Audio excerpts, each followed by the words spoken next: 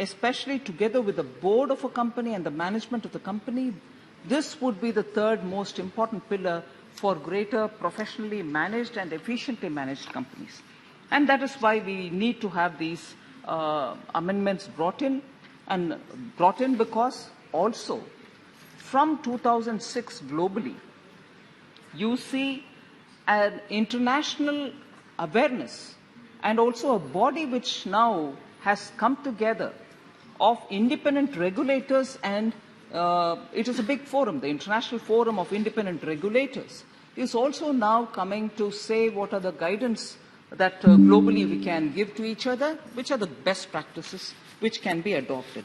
And therefore, we have thought it fit that at this stage we come up with this consolidated amendment bill. I understand also that concerns have been expressed by members if this is going to compromise the autonomy of these institutions. And in particular, if the coordination committee which is coming in will change the way in which the independent functioning has been affected all these years, will that get affected or will that get compromised? I want to state up front, sir, that there is no proposal here or no intention here to impinge upon the autonomy of these three institutions. Not at all. There is no proposal, not even a faint intent to dilute the autonomy of these three institutions. The three institutes at present are responsible for all the functions concerning the qualification, licensing and regulation of their conduct.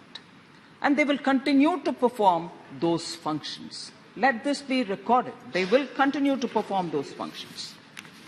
As regards the fee from the students, and the institutes had earlier also the full powers, that is also not being touched. So even that will continue. In fact, the council is being given full autonomy to decide fee as regards registration of members and certificate of practice. At present, to increase the fee for registration of members and certificate of practice beyond a limit prescribed in the Act, approval of the government is required. But this is being dispensed with. The council will have full powers to fix even such fees. In fact, that is being given, and the government, which had an indirect role in it, wherein after a point the council had to come back, that is also being given back to the council. The council will also be continuing to administer the funds as per the provisions of Section 18, and there will be no government role in that as well. So there's actually no change even in the composition of the council responsible for the management of the affairs of the institutes.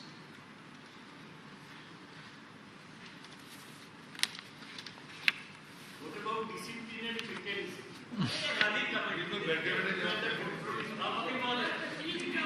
Sir, in the proposed amendment, sir, the council shall continue to constitute these bodies, the Board of Discipline and the Disciplinary Committee, as per the existing practice. Government will not constitute them. I'd like to reiterate that government will not constitute them. Chairman will be from outside. So there will also be no change in the number of members in these bodies. However, sir, majority will be of non-members of the institute, which is the global best practice which we want to bring in here. Being elected members, sir, President and Vice President shall not be heading the disciplinary committees, and the council members shall not head the Board of Discipline to avoid conflict of interest. That probably, therefore, responds to some of the questions which are being raised even before I've started speaking, sir. So the collaboration and the greater responsibility to the Council of the Institute for nomination of experts and persons of eminence has been proposed, and that is through these amendments rather than taking away their powers. So, in a way, it is they who give the names, and it is that which gets appointed. Very quickly, just to get a picture of what we are talking about. So, in the Institute of Chartered Accountants of India, the Board of Discipline, the BOD, existing position since 2006, sir, is the BOD is a 3-member body.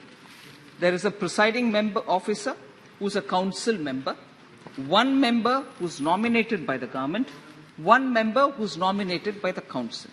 What we propose in this set of amendments is for the Institute of Chartered Accountants of India, the presiding officer shall be a non-CA nominated by the government from out of the panel prepared and provided by the council itself. 1 member who will be a non-CA nominated by the government, again from out of the panel prepared and provided by the council itself. The other member will be nominated by the council from out of a panel of members of the institute to be prepared by the council. Now, this is the proposal, and this again falls back on the council itself to propose the names, give the panel, from which the government appoints somebody. And having a non-CA as presiding officer is very much in line with the global best practices. And if people have asked a question saying, how will a non-CA understand what the whole thing is about? It's a technical thing. They may not be able to understand. Absolutely not founded at all, sir. These doubts don't have a basis, because everywhere else in the world, a lay person sits as a chair while the other members are all CAs, and they can always guide the council or the BOD to take a call. And this brings in greater transparency, a greater fresh outsiders approach to the issue. So, in the disciplinary committee, sir, if this is what is on the BOD, the disciplinary committee, which is a 5-member body, the existing composition since 2006 is that the presiding officer is a president or vice president of the council itself. 2 members are nominated by the council. 2 members otherwise are nominated by the government. So that is the existing structure. Now, what we have proposed in this set of amendments is that the presiding officer shall be a non-CA nominated by the government, but from out of the panel prepared and provided by the council.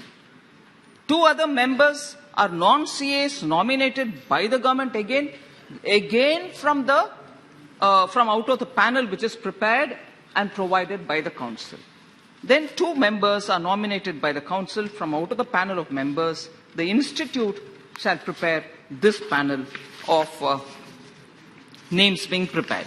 Sir, I move, similar is the structure for the company secretaries and the cost accountants institutes also.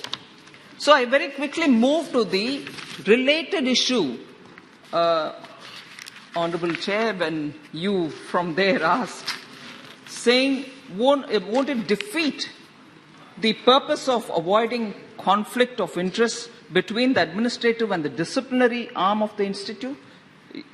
A very concerned question. And I wanted to answer this by saying the panel of the presiding officers and the lay members will be prepared by the council in accordance with the regulations which will be framed. So they'll have to go by that. They will be experts in the different fields as mentioned in the bill. So it's not going to result in conflict of interest because the regulations will guide them. The proposed amendments in the 3 acts governing the 3 professional institutes without compromising their autonomy seeks to make the councils or the institutes themselves more responsive and accountable. And therefore these steps are being taken with a conscious attempt to make sure that we are neither undermining the autonomy nor are we bringing a situation of conflict of interest, which is a question which you have very rightly raised, sir. Sir, as regards the coordination committee, Professor Saugata Roy has been very concerned about it from the minute I started speaking. As per the proposed bill, the coordination committee will comprise of the president, the vice president, and the secretaries of the three institutes, quarterly meeting of which shall be held under the chairpersonship of the Secretary, Ministry of Corporate Affairs, which is the administrative ministry of all the three institutes. It may be noted here, and I think it's very important for us to seize this fact, that the two other institutes, Institute of Cost Accountants of India and SI, have not objected to the constitution of such a committee. After all, when we did stakeholders consultation, all the institutes gave their respective input, and the ICSI and the cost accountants did not have an objection. The ICAI, in a meeting dated 23 September 2019, under the chairmanship of the Secretary of Corporate Affairs, had also agreed for the constitution of a coordination committee. Now, the coordination committee, sir, has been proposed for the development and harmonization of the three professions, and therefore, this is not going to undermine them. In fact, if I can move quickly on giving comparable examples, IIMs among themselves have a coordination committee. Indian Institute of Management.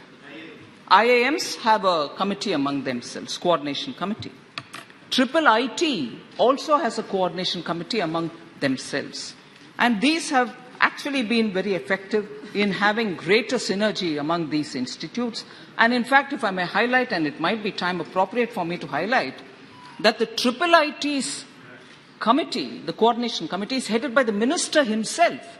So this worry that, that profession's person with expertise in that field, experience in the field, only can sit as a chairman is completely disproved by the fact that the IT's chairman is the minister himself.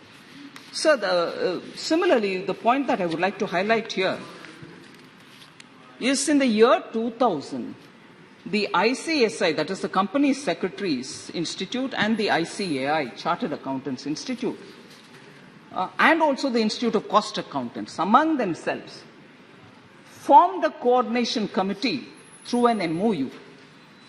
So it's not as if this is the first time we are bringing a coordination committee. In the year 2000, through an MOU, these three institutes formed a coordination committee, but it has not just taken off. Actually, the absence of coordination is what is standing out, despite this having been formed in 2000 through an MOU. So, and again, to highlight for the reference of the honourable members, coordination committee will not be issuing directives at all. It is more to manage the funds of the institute and other things, which people tend to doubt if there will be a direction given by the coordination committee about how resources will have to be used. No, not at all. It's not going to be doing that. And therefore, that aspect, the governance and the management of the resources of the institutes, are going to be governed by Section 18, which is the practice which is existing now. Also, sir, a non-standing committee. For us who are constantly referring to standing committee in the parliament, this expression was a bit of a discomforting one for me, but that is it. It is called the non-standing committee of a particular institute which has been proposed by the ICAI, saying you can have a particular institute having a non-standing committee and have this taken care of. When we started talking about the absence of a statutory backing for this kind of a thing, this was suggested, saying a non-standing committee could work in that place. Sir, in order to make the coordination effective, I think it's important that periodic meetings with a given structure is held, and that is only possible through a very institutionalized framework, and that is why we thought we should go through this route. So there, I move slightly to a different issue, sir, that again, on the composition of the BOD and the DC has been repeatedly raised by all members. I think the global best practice is something which I already mentioned. Globally, the conduct of chartered accountants, particularly who are auditors of public interest entities, public interest entities being those which have a certain stipulation. If I can just go to state them in specific. What are public interest entities, sir? They are, first of all, listed companies, sometimes even unlisted companies, but which have over 500 crore paid-up capital, or which are over 1,000 crores of annual turnover, or those with over 500 crores in terms of loans, debentures, and deposits. So these are the public interest entities. So globally, auditors who deal with public interest entities are regulated by independent regulators. I'll just name a few for it. In the United States of America, it's the PCAOB, the FRC in UK, the ASCII, the ASCI in Australia, the IRBA in South Africa, the CPAB in Canada, all of whom are independent regulators. So even in India, on similar lines, we set up, I think in 2018, the NFRA, the National Financial Reporting Authority. The full-time members of NAFRA at present are not members of the institute. So if NAFRA, which deals with auditors of public interest entities, both listed and unlisted because of the size of the operations, the proposed amendments which aims to bring that independence and autonomy with members who are not members of those institutes also becoming a part of the disciplinary committee, I think we are only matching ourselves with global best practices. And there's nothing to worry if we are undermining our institutions. On the contrary, we'll be strengthening them because greater independence, greater transparency, and greater outsider looking into the affairs of the bodies.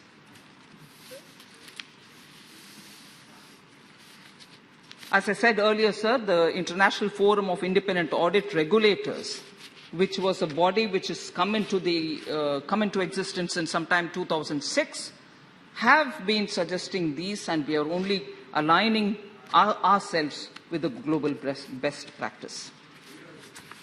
Also, the guiding principles which have been given by the International Federation of Accountants is also something which is an international NGO, and it's a global advocacy organization. In fact, the ICAI, the Institute of Chartered Accountants of India, are a member of this International Federation of Accountants, and they have given these guidelines. So we are taking that on board. Again, coming to the good work which standing committees of our parliament do in these regards. 2003, sir, the Standing Committee on Finance, whose tenure was between 2004 and 5, in its 11th report, discussed a lot of these amendments. And I would like to quote few sentences from there. Quote, "The committee recommend that such a body should be headed by a person not below the rank of a joint secretary belonging to the legislative service. 2 members should be from the council, and 2 shall be outside experts from the field of law and accountancy," unquote. So that's the standing committee of this House sometime in 2005 mentioning the same thing, and it has taken us nearly 15 years to arrive at that step now. As I said earlier, in UK, the United States, South Africa, have all adopted this, and it is not something which we are doing for the first time.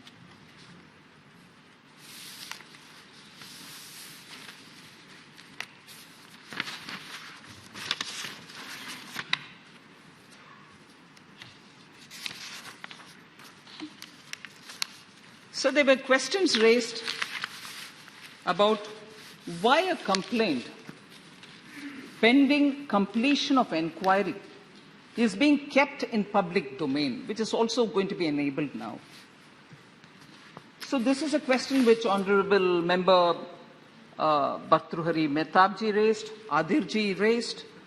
saying putting status of actionable complaints in public domain or entering them into the register of members, would it raise doubts about how the member is being treated? Will it be victimizing him? Will there be an element of harassment and so on?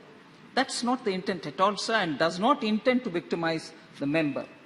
The manner and the interval of putting such information out in public domain and also entering in the register of members shall be in accordance with the regulations framed by the council itself. So there cannot be an element of discretion saying, I don't like somebody, so I'm going to put them there and publicly shame them or victimize them. Cannot happen. It may be noted that the two other institutes, which is the company accounts and also the company secretaries, have not at all objected to this proposal. So mind application has happened from the different institutes, and we've gone only in the direction in which majority opinion has emerged.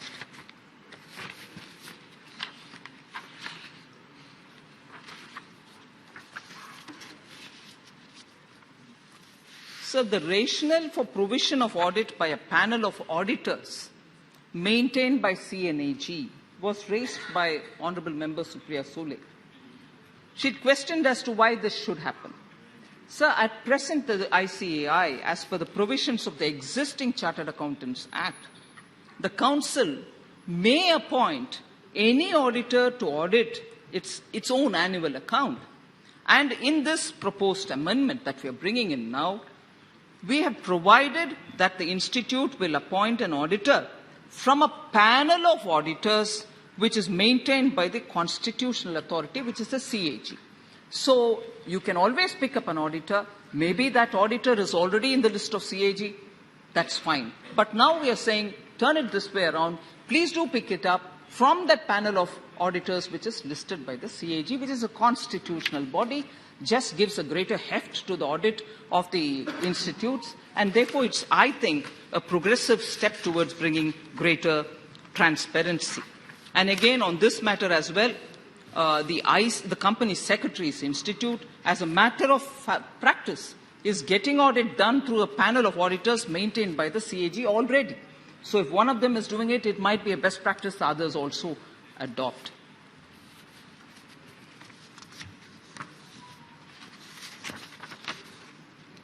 So there were legitimate concern about why the term of the council members, the Chartered Accountants Council, is being reduced, whether it would limit the chances of others and so on. Just for the clarity, sir, at present the term of the council of the Chartered Account, ICAI, is for 3 years, and a member can remain a member for another 3 consecutive terms, which means a total period of 9 years. The ICAI has been demanding to increase the term of the council for a long time. They've been asking for it for a very, very long time. Further, the term of the council in the Company Accountants of India and the ICSI is already 4 years. It's already 4 years. The provision in the CA Act for the ICAI is being aligned with the rest too. So while the term of the council is being enhanced to 4 years, from 3 years, the term of a member is being restricted from 3 terms to 2 terms.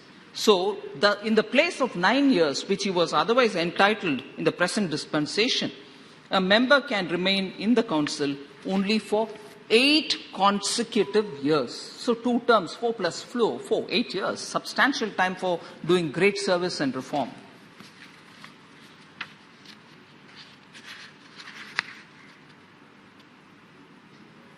So there was this distinction made between an auditor, the individual, and an audit firm.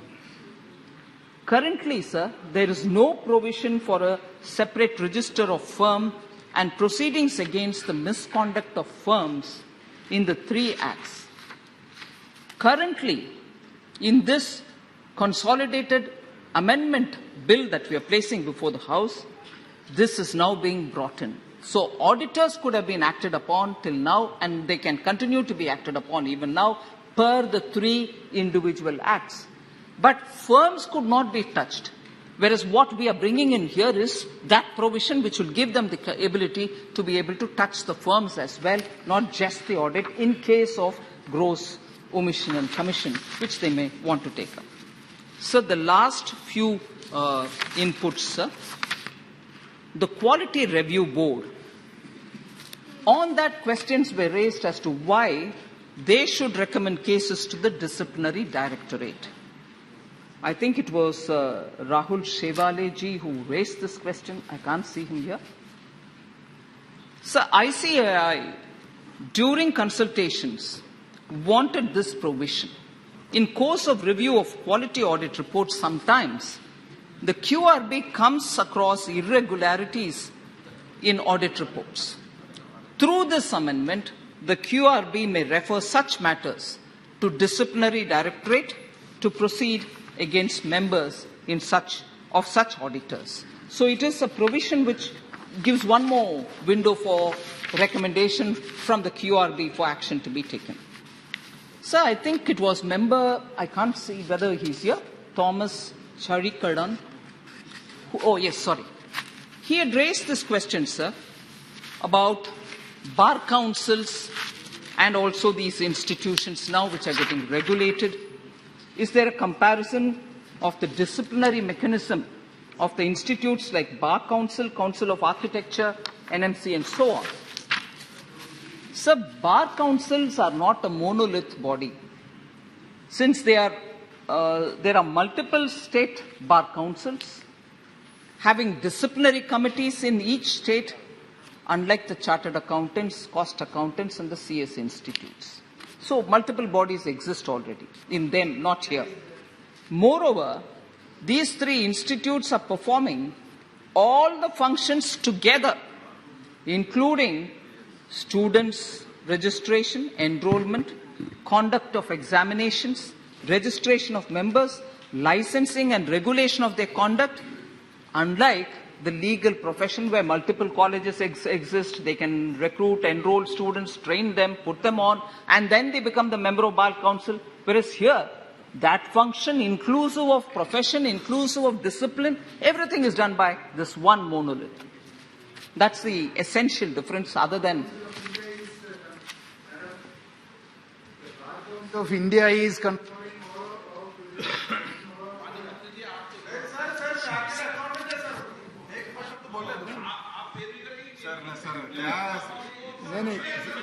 Madam.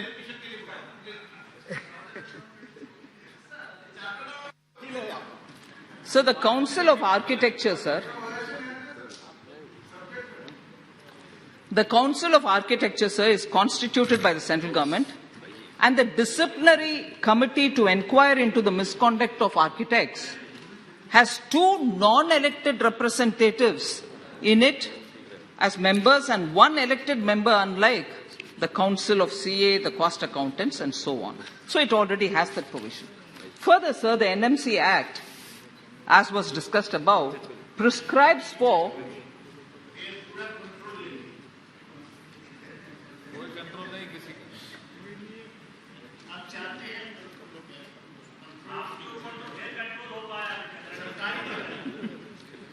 Sir, NMC Act, sir, which I have explained earlier, prescribes for state regulation and constitution of SMCs and the Ethics and Medical Registration Board to regulate the medical profession by the government.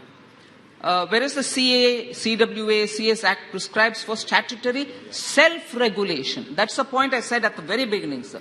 The SRO, the self-regulatory organizations format itself has gone through rapid change globally.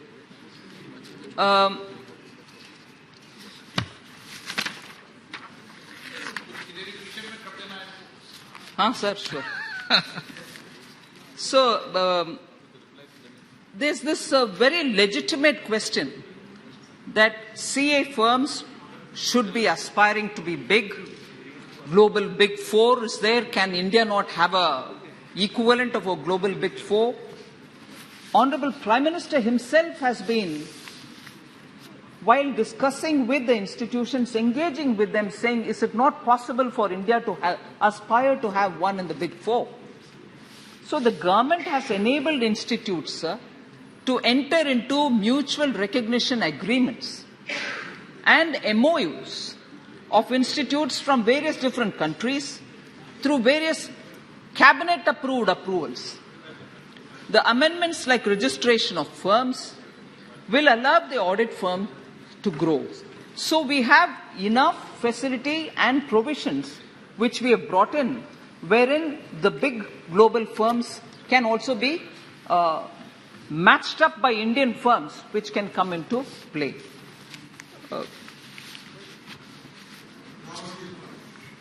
Now you can't. I mean, you haven't seen it.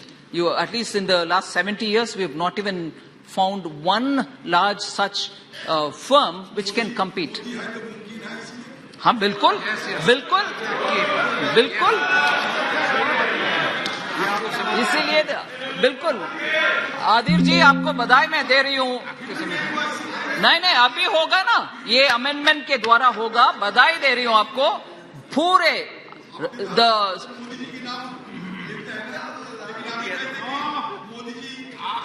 कोई जवाब मत दीजिए आप तो आपका बोलिए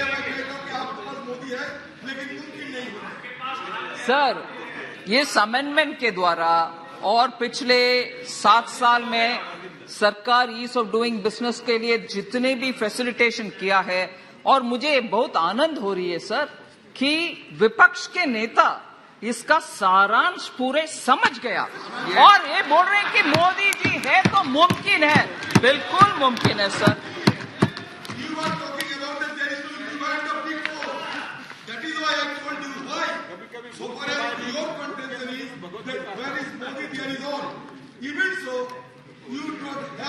माननीय मंत्री जी आप उनके भाषण में अपना बोलते रहो ना आप उनके वक्त पे क्यों सुन रहे हैं नहीं आप मैंने उनको अलाउ नहीं किया अभी तो आप क्यों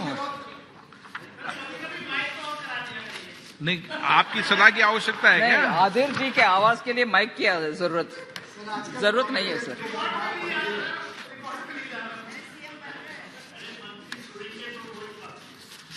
मैं तो बैठ जाती हूँ बार बार आपके इंटरफियरेंस होने के बावजूद भी फिर परमिशन लेता हूँ चेयर से मैंने परमिशन नहीं दिया आपको आप तो बोलते रहे मैं कभी भी डंडा हूँ सर इतना गर्माहट के लिए कुछ आवश्यकता ना होती है रनिंग कमेंट्री होते रहते हैं मुझे परवाह नहीं करते हैं उसको सर इसीलिए I think I have tried answering the issues raised bye honourable members very critical and very crucial points which have been raised मैंने थोड़ा ज्यादा ही elaborate किया आपकी अनुमति लेकर के मैं मानती हूँ ये समय के उचित अमेंडमेंट है इससे चार्टर्ड अकाउंटेंसी कॉस्ट अकाउंटेंसी और कंपनी सेक्रेटरी सब एक प्लेटफॉर्म पर आ जाएंगे और देश के इस डेवलपमेंट के रफ्तार में ये सब ऐसे प्रोफेशनली बेटर रहने में हमारे डेवलपमेंट का अच्छा स्पीड मिलेगा C. Thomas ji. Madam, I was referring about the chairman or the man who, the member who is heading the disciplinary committee. I was referring that in all the other professional bodies, Bar Council, Council of Architecture, and the medical profession, the disciplinary committee is headed by a member of the profession. But here the proposal is to have somebody else nominated by the government to head the disciplinary committee. That is where we differ. That is where the Institute of Chartered Accountants of India differ. एक साथ देना Sougat Rai ji The minister gave a very cool and reasoned reply, for which I must thank her. But she did not mention that why in the past so many years, chartered accountancy firms, some with a global reputation, botched up the accounting in case of Satyam Computers. And later, in the case of infrastructure leasing and finance, ILFS. The minister has proposed some steps to discipline the chartered accountants. The minister has also stated clearly that we shall never be able to produce a Deloitte or a KPMG or a PwC or whatever. That is beyond our capacity. Now, I would like to know from the Honourable Minister, what are the specific steps? This law is not sufficient. The law was earlier also there to prevent chartered accountants from bloating the figures of companies so that they can cheat a trusting public. That harshness towards erring auditors was not audible in the minister's reply. But otherwise, she gave a very cool and reasoned reply, for which I must thank her again. Srimati Supriya Sule ji. I appreciate you talking about the coordination committee, but my only question and concern is about the autonomy of this. You gave the example of IIT and IIMs. IIT and IIMs are institutions which are funded by the government, while chartered accountants and company secretaries, these institutions are not funded by the government. It's their own money. So doesn't this take away the autonomy? How can you compare this to IIT and IIMs is my only request. I still feel that the autonomy is being taken away and you should reconsider this point. Thank you. N.K. Premchandan ji. Sir, the basic issue which we have raised yesterday regarding the opposition to the bill is as far as the autonomy is concerned. So the conduct of the professionals should be judged by the professionals only. This is the principle which you have followed in almost all the independent professional bodies. But you have changed in National Medical Commission, in National Medical Commission Act of 2019, even then you have changed. There also the majority of the disciplinary committee belongs to the profession, doctor's profession. Similarly, in the case of legal profession, as well as in the case of architecture, everywhere the professionals are judged by the professional. Their conduct is being judged by the professionals only. Why in the case of ICWA, Cost Accounting Institute, as well as Institute of Company Secretaries, why here alone the Ministry of or somebody who is being appointed or nominated by the Government of India? So I am an advocate. Yesterday also I mentioned I am an advocate. Suppose my conduct, my qualification to be a member of the Bar Council being determined by the ministry officials means what is the independence and autonomy of an institution? And also I fully support the observation made by Supriya Sule ji. That is, all other organization Madam has mentioned is funded by the Government of India. This is absolutely the fund maintained by them, in which the Ministry of Corporate Affairs is coming into and other officials which are being nominated by the government. That is why the question of autonomy is the main issue which we are raising. Kindly respond to that issue. Autonomy has to be protected. This is a suggestion which I would like to make. Thank you very much, sir. माननीय मंत्री आप तो बोल ली ना sir बात यह कि honorable minister was referring the example of US, UK, South Africa, etc. But the other tangible aspects and positive aspects being followed by those countries are not being abided by you in this legislative document. We have been arguing since last day that through this bill, the government has been making a subtle and deliberate attempt to consolidate the power and to snatch away the independence of the institutions by dismantling the autonomous framework of those concerned institutions. I am also, flagging the attention of the minister that there is an inherent flaw in this legislative document.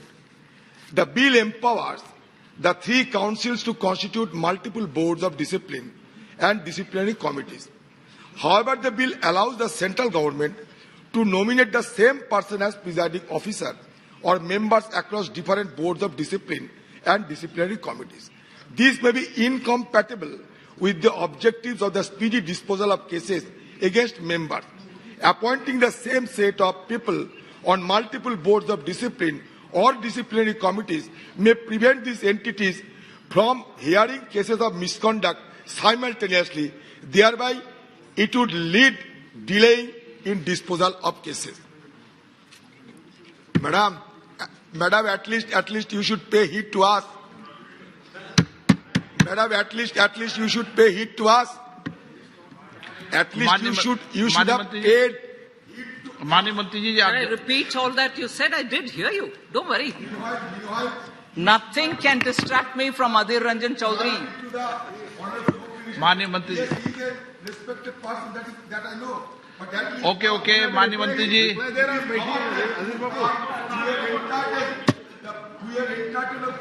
माननीय मंत्री जी, Sir, माननीय मंत्री जी, Honorable Speaker, sir, I want to assure, since he was so careful to watch me talking with the Honorable Home Minister, Home Minister was saying you must address all their concerns, haven't you? In the reply you gave, didn't you reply? Please do it now. So he's taken it up in your favor. So don't worry. I'm going to answer. I'm going to answer.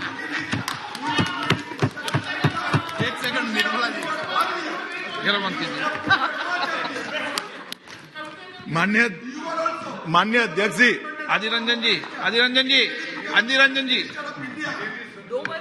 माननीय अध्यक्ष जी, मैं माननीय वित्त मंत्री जी से व्यवस्था की ही बात कर रहा था। मैंने बोला बिल के प्रावधान पर इतने सारे सदस्य चर्चा के समापन के बाद अगर चर्चा कर रहे हैं तो क्या आपने इसका रिप्लाई नहीं दिया है? तो इन्होंने कहा मैंने तो रिप्लाई दे दिया मगर शायद इन्होंने सुना नहीं है तो मैं फिर से दे दूं। माननीय मंत्री जी, ये आप थे, आप नहीं थे दानिश। मेरी भी नहीं आता माननीय सदस्य, आप बैठे बैठे मत बोला करें, आपकी बहुत आदत खराब पड़ रही बीच बीच में, ये बता दो। मैंने आपको कई बार कहा। सर, मैं संक्षिप्त में सबके जवाब दे देती हूँ। सर थॉमस जी चारीकरण, why should it be a non-professional heading? It's not the case in any other. But I think you also drew the reference. But the National Council, I think the amendment was done in 2019. Medical Commission, thank you, Professor, has a non-member. So that is not to worry at all. And non-member is not going to undermine the professionalism. But certainly through this amendment, we are matching up with the global best practices where outsiders, which I've explained during my answer. So, Professor Saugata Roy, in his typical style, saying ILFS happened, what is the experiences of ILFS, Satyam, you name it. I'll give you as many examples where some of the big companies have been involved. Action has been in a slow and steady fashion being taken. But even there, a lot is left for all of us thinking it's not up to the mark, more should have happened. Actually, regulatory bodies have not taken enough step is a thought which all of us share. So now, by not just the auditor, who I said for the public interest enterprises, where the NAFRA can do it, now the firms are also getting listed into it, so that if such a thing repeats, this provision, this amendment, which all of you all hopefully will pass, will empower these bodies to be able to bring these firms also to be answerable. And that is why this step is being taken. We are not letting firms move outside of the realm of regulation. This will bring them on board. So no such ILFS-like repetitions will happen. But in case, unfortunately, it happens, action on those who are certifying the accounts, be it a firm, be it an auditor, will be taken. That is the provision here. And I don't know if it was deliberate or if I've heard him wrong. I said we shall never, or something of that kind. I've never said any of that, sir. We shall never give autonomy, or some statement that Professor Saugata Roy, in his usual style, with a great affair. We shall never, that is, we as Government of India under Prime Minister Modi have given up saying India can never, we shall never have a Big Four equivalent. Something of that kind. I'm sorry, sir, this kind of a cynicism, negativity never governs us. We are hopeful that India will certainly have a Big Four equivalent company, and these kind of amendments that we are bringing are going to facilitate that. And I'm sure Professor Saugata Roy will make sure that in Bengal there will be a good set of auditors who will have firms enough to grow to that size and that quality. I think your energies will be very much required in that direction. So then, Honourable Member Supriya Sule again questioned about autonomy, but I think that comparison is not right. It is, after all, their money. No, madam. If the Parliament of India hadn't passed the Chartered Accountancy Act and given them the authority, like the way Indian Institute of Management, Indian Institute of Technology are all given the authority with autonomy, unless that is given to them, they wouldn't be enrolling students, through which and through the fees that they earn, they have the corpus building up. So what is theirs? They have not put any equity capital into this firm. The Chartered Accountancy Institution is a result of the Parliament's Act. And that has given them all in one basket to enroll students, to train them, to certify them, and then to keep them in as a member to run the practice. All this is enabled by this House. So the money, like the way IITs raise, is a money enabled because of the Act of the Parliament. So please, otherwise you wouldn't have the ability to run the place.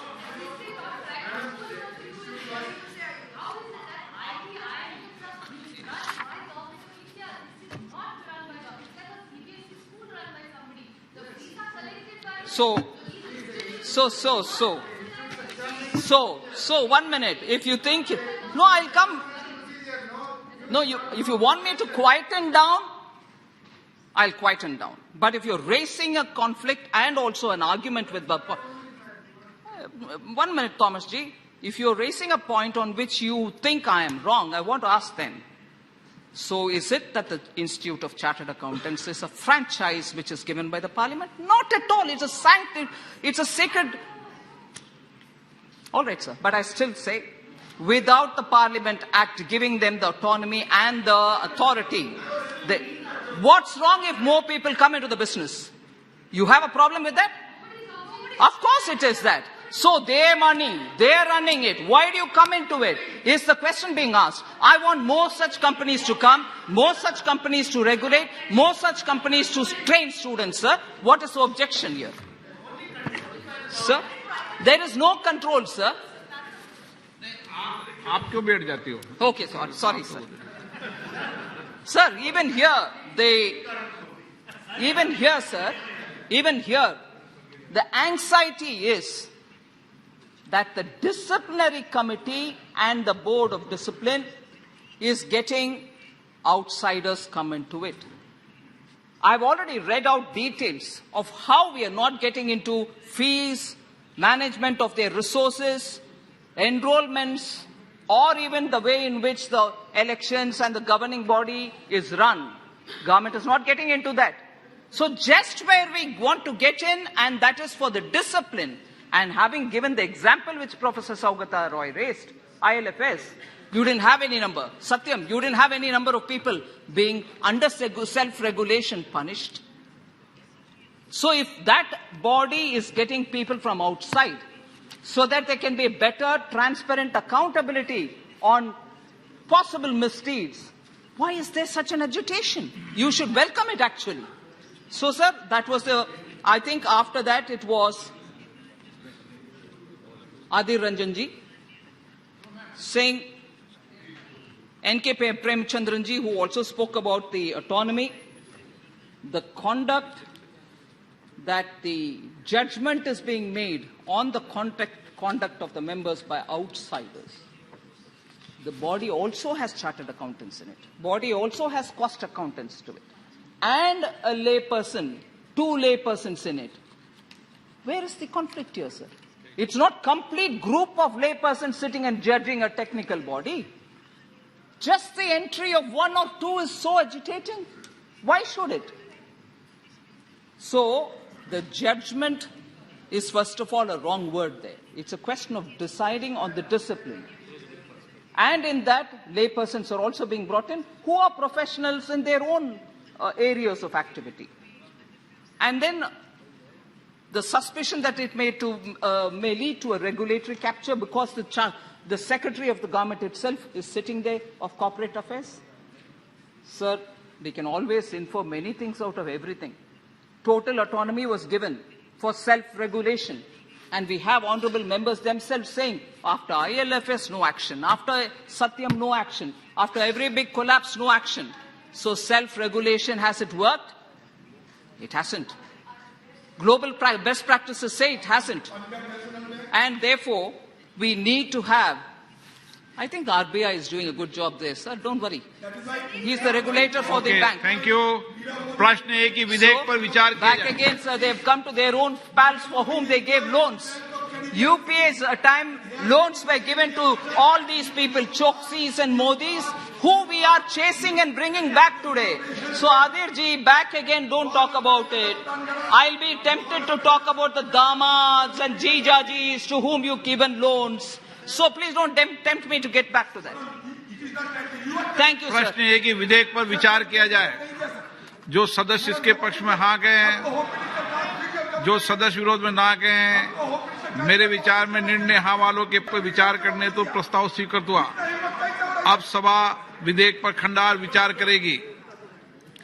प्रश्न है कि खंड 2 से 8 विधेयक का अंग बने. जो सदस्य इसके पक्ष में हाँ गए, जो सदस्य विरोध में ना गए, मेरे विचार में निर्णय हाँ वालों के पक्ष में, हाँ वालों के पक्ष में हुआ. खंड 12 से 18 विधेयक का अंग बना. श्री N.K. प्रेमचंद्रन जी, संशोधन संख्या 3. Sir, my amendment number 3 is in respect to the principle which I have already enunciated, that the judges shall be, the professional conduct of the judges shall be conducted by or judged by the professionals only, for which I am making an amendment that the institute chairperson should be, disciplinary committee chairperson should be president of one of the organization on rotational basis. That is my amendment. Kindly don't any other government official come in the chairpersons of the disciplinary committee. Kindly accept it, madam, for protecting the autonomy as you have suggested. Please accept it. प्रश्न ये कि Shri N.K. Premchandra द्वारा प्रस्तुत संशोधन संख्या 3 को स्वीकृत किया जाए. जो सदस्य इसके पक्ष में हाँ गए, जो सदस्य विरोध में ना गए, मेरे विचार में निर्णय ना वालों के पक्ष में, ना वालों के पक्ष में संशोधन स्वीकृत हुआ. प्रश्न की खंड 9 से 15 विधेयक का अंग बने. जो सदस्य इसके पक्ष में हाँ गए, जो सदस्य विरोध में ना गए, मेरे विचार में निर्णय हाँ वालों के पक्ष में, हाँ वालों के पक्ष में. खंड 9 से 15 विधेयक का अंग बना. श्री N.K. प्रेमचंद्र जी, संशोधन संख्या 4. Sir, I am moving number 4 because not with the approval of the government. प्रश्न है कि श्री N.K. प्रेमचंद्र द्वारा प्रस्तुत संशोधन संख्या 4 को स्वीकृत किया जाए. जो सदस्य के पक्ष में हाँ गए, जो सदस्य विरोध में ना गए, मेरे विचार में निर्णय ना वालों के पक्ष में, ना वालों के पक्ष में संशोधन स्वीकृत हुआ. प्रश्न खंड 16 से 19 विधेयक का अंग बने. जो सदस्य के पक्ष में हाँ गए, जो सदस्य विरोध में ना गए, मेरे विचार में निर्णय हाँ वालों के पक्ष में, हाँ वालों के पक्ष में. खंड 16 से 19 विधेयक का अंग बना. श्री N.K. प्रेमचंद्र जी, संशोधन संख्या 5 और 6. Sir, 1 second. Sir, disqualification only after giving only after giving a reasonable opportunity of being heard. Only after that the disqualification. That is my amendment. So please accept it, madam. प्रश्न है कि N.K. Premchandra द्वारा प्रस्तुत संशोधन का 5 और 6 स्वीकृत किया जाए. जो सदस्य के पक्ष में हाँ गए, जो सदस्य विरोध में ना गए, मेरे विचार में निर्णय ना वालों के पक्ष में, ना वालों के पक्ष संशोधन स्वीकृत हुआ.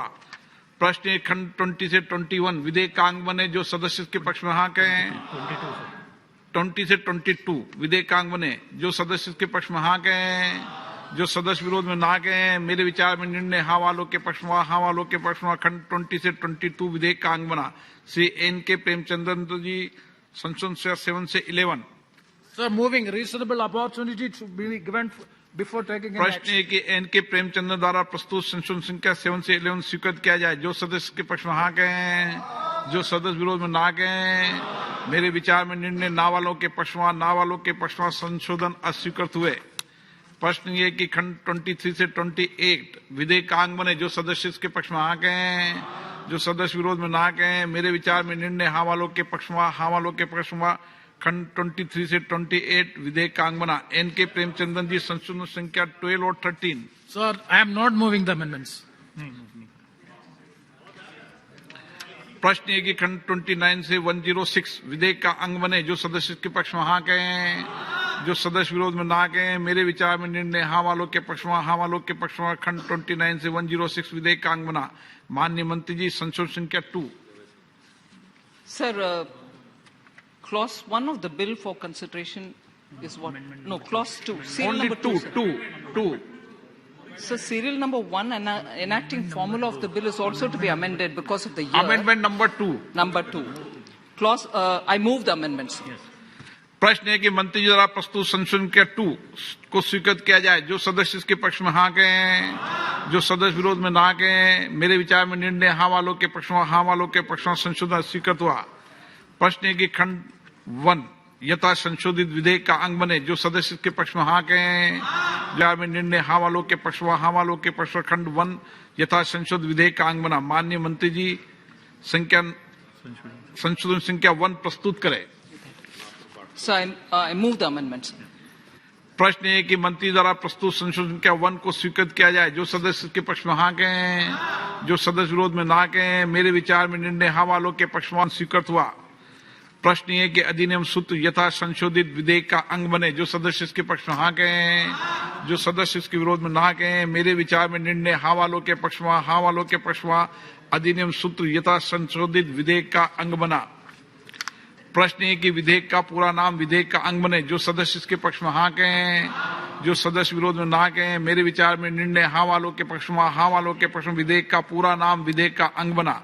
माननीय मंत्री जी, अब प्रस्ताव करें कि यथा संशोधित विधेयक पारित किया जाए। So I rise to move that the bill as amended be passed. प्रश्न है कि यथा संशोधित विधेयक को पारित किया जाए। जो सदस्य इसके पक्ष में हाँ कहें, जो सदस्य के विरोध में ना कहें। मेरे विचार में निर्णय हाँ वालों के पक्ष हुआ, हाँ वालों के पक्ष में प्रस्ताव स्वीकृत हुआ। विधेयक यथा संशोधित पारित हुआ। आइटम नंबर 18 दिल्ली नगर निगम संशोधन विधेयक 2022। माननीय मंत्री जी।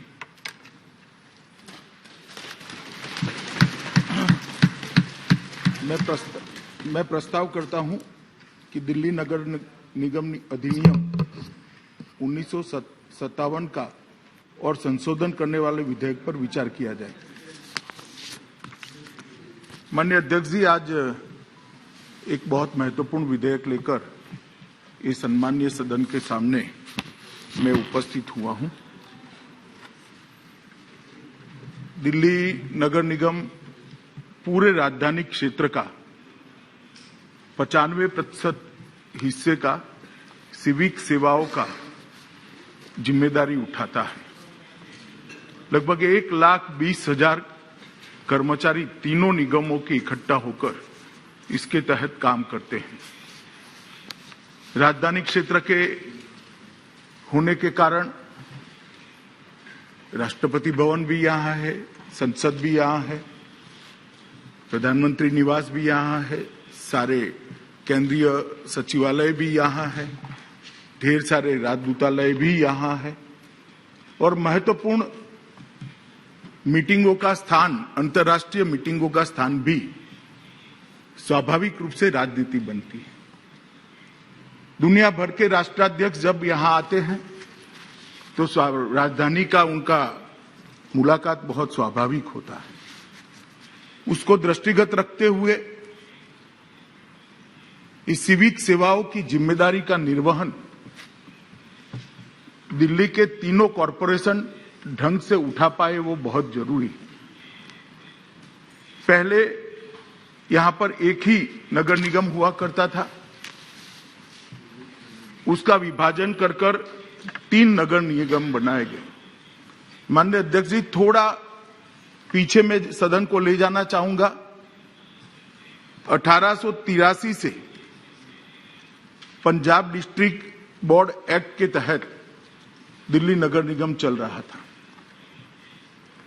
1957 में दिल्ली नगर निगम की एक्ट के द्वारा स्थापना हुई और 1993 और 2011 में संशोधन हुए और अंततोगत्वा उत्तरी नगर निगम दिल्ली, दक्षिणी नगर निगम दिल्ली और पूर्वी नगर निगम दिल्ली 3 निगमों में इसका बंटवारा हुआ। बंटवारे के कारण, बंटवारे के पीछे की मंशा मैंने पूरे गृह विभाग की फाइलें खंगाली है, बहुत स्पष्टता से मालूम नहीं पड़ती। इसलिए मैं मेरी मर्यादा भी सदन के सामने रखता हूं, क्योंकि मुझे बताना चाहिए था सदन को कि इस निगम का बंटवारा क्यों हुआ था, किस आशय से हुआ था, क्या ध्येय को सामने रखकर किया गया था। मगर जितना, आप तो मंत्री नहीं थे दादा उस वक्त, फाइल मैंने देखी है, ऐसा भी नहीं लिखा है, ऐसा भी नहीं लिखा है। माननीय अध्यक्ष जी, लेजिस्लेटर की मंशा जाने बगैर में आज ये 10 साल के 12 से 22 का अनुभव जो हमारे सामने आया है, इसका एनालिसिस कर उसका बारीक विश्लेषण और तथ्य जो सामने आए हैं, इसके कारण इस सरकार ये निर्णय पर पहुंची है कि फिर से एक बार ये तीनों निगमों को एक कर पूर्ववत स्थिति की जाए। क्योंकि ये जो बंटवारा हुआ था वो माननीय अध्यक्ष जी आनंद फानंद में किया गया बंटवारा था। मैं नहीं कहता, क्योंकि ऐसा भी मेरे पास प्रमाण नहीं है, कोई राजनीतिक उद्देश्य रहे होंगे, परंतु कोई उद्देश्य जब नजर में नहीं आता है तो विचार जरूर होता है कि राजनीतिक उद्देश्य से इसे किया गया होगा। मगर आज जब ये तीनों निगमों को एक करने की मंशा लेकर सरकार इस महान सदन के सामने आई है, तब मैं निश्चित करना चाहता हूं, बताना चाहता हूं कि हम क्यों आए हैं। एक अभी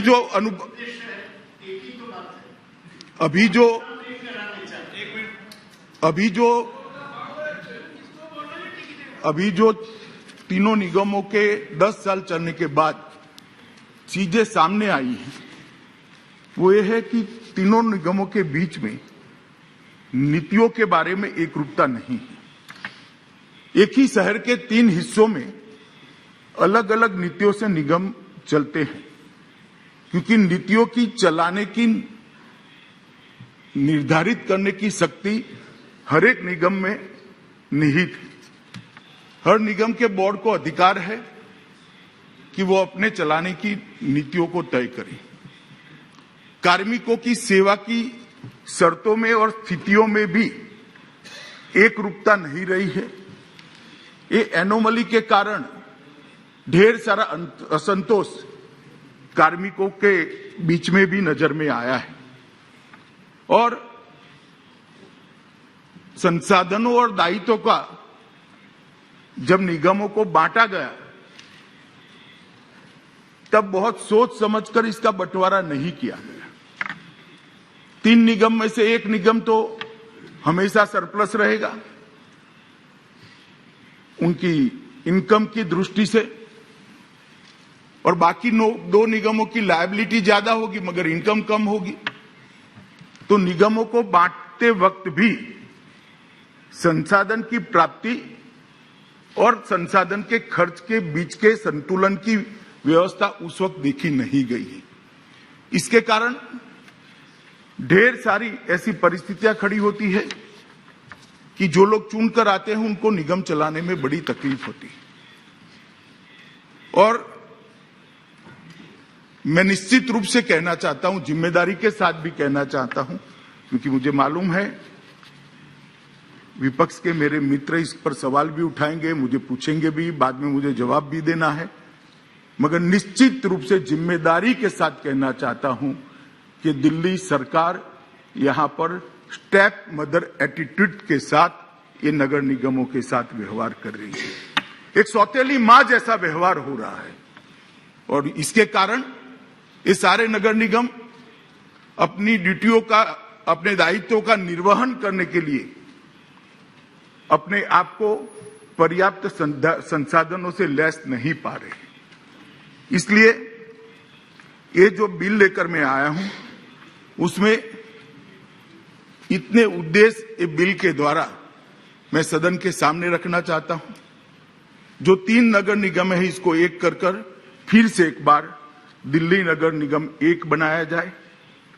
संसाधन और सहकारितावादी और सामरिक योजना के दृष्टि से एक ही निगम पूरे दिल्ली की सभी सिविक सेवाओं का ध्यान रखेगा तो ये उचित होगा।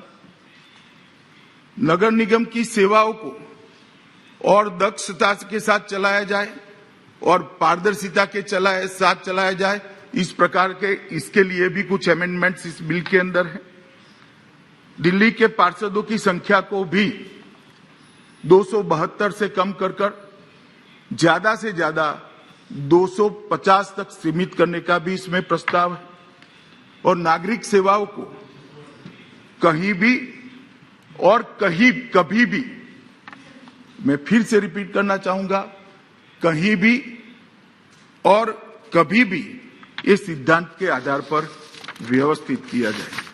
माननीय अध्यक्ष जी, जब मेरे साथी मंत्री बिल को सदन में रखे तब मेरे विपक्ष के मित्रों ने कुछ आपत्तियां उठाई थी। कुछ तो संवैधानिक आपत्तियां थी, कुछ राजनीतिक उद्देश्यों के लिए उनकी टिप्पणियां थी। उसको मैंने बारीकी से पढ़ा है। फिर भी अगर आज वो ज्यादा स्पष्टता चाहते हैं तो मैं करने के लिए तैयार हूं। मगर मेरा आप सभी सदन के सदस्यों से अनुरोध है कि बिल को दलगत राजनीति से ऊपर उठकर देश की राजधानी की व्यवस्था का मामला समझकर बहुत गंभीरता के साथ हमने सोचना चाहिए। और ये बिल पारित होने के बाद मुझे पूरा भरोसा है कि अभी जो स्थिति है इसमें काफी सुधार आएगा। इसके अलावे केंद्र सरकार की इसके पीछे कोई मंशा नहीं है। अतः मैं चर्चा में आप सभी के विचार सुनने के लिए यहाँ बैठा हूं और आपसे भी अनुरोध करता हूं अध्यक्ष जी कि चर्चा मेरिट्स पर हो, इसके लिए आप भी हम सबका मार्गदर्शन करेंगे। धन्यवाद। तिवारी जी, दादा आपको बोलने का पर्याप्त मौका दूंगा मैं। आपका दल नहीं देगा तो भी मौका दूंगा। बहुत बहुत धन्यवाद अध्यक्ष जी। अध्यक्ष जी, माननीय गृह मंत्री जी ने एक बहुत ही अहम बात आज इस बिल को सदन के समक्ष रखते हुए कही कि जब और कोई मंशा नहीं दिखती तो शक राजनीतिक मंशा पर जाता है। कुछ ऐसी ही कहानी इस विधेयक की भी है, पर मैं उस पर बाद में आऊंगा। अध्यक्ष जी, वर्ष 1991 में दिल्ली के नागरिकों को जो राजनीतिक स्वायत्ता है वो देने की प्रक्रिया तत्कालीन कांग्रेस की सरकार, स्वर्गीय श्री नरसिम्हा जी प्रधानमंत्री थे, उन्होंने आरंभ की।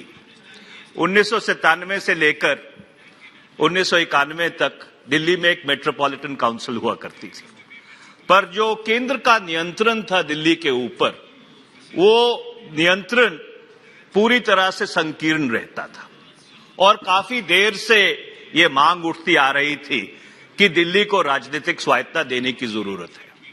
और 1991 में जो धारा 239 ए है भारत के संविधान की, उसको संविधान में जोड़ा गया।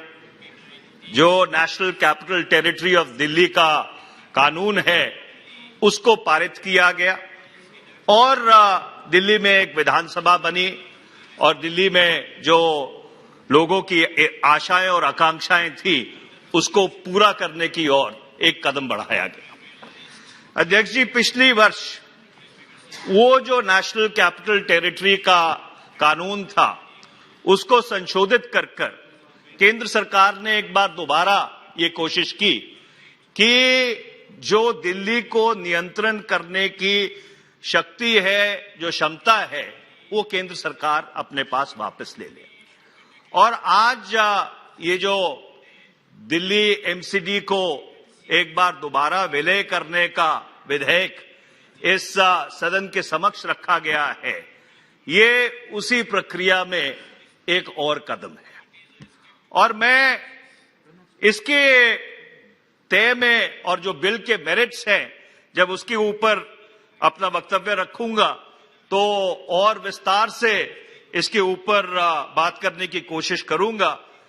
पर अध्यक्ष जी, जब इस बिल को पुनर्स्थापित किया जा रहा था उस समय हमने सरकार की लेजिस्लेटिव कॉम्पिटेंस के ऊपर कुछ सवाल उठाए थे और मैं उन सवालों को विस्तार पूर्वक आज इस सदन में रखना चाहता हूं।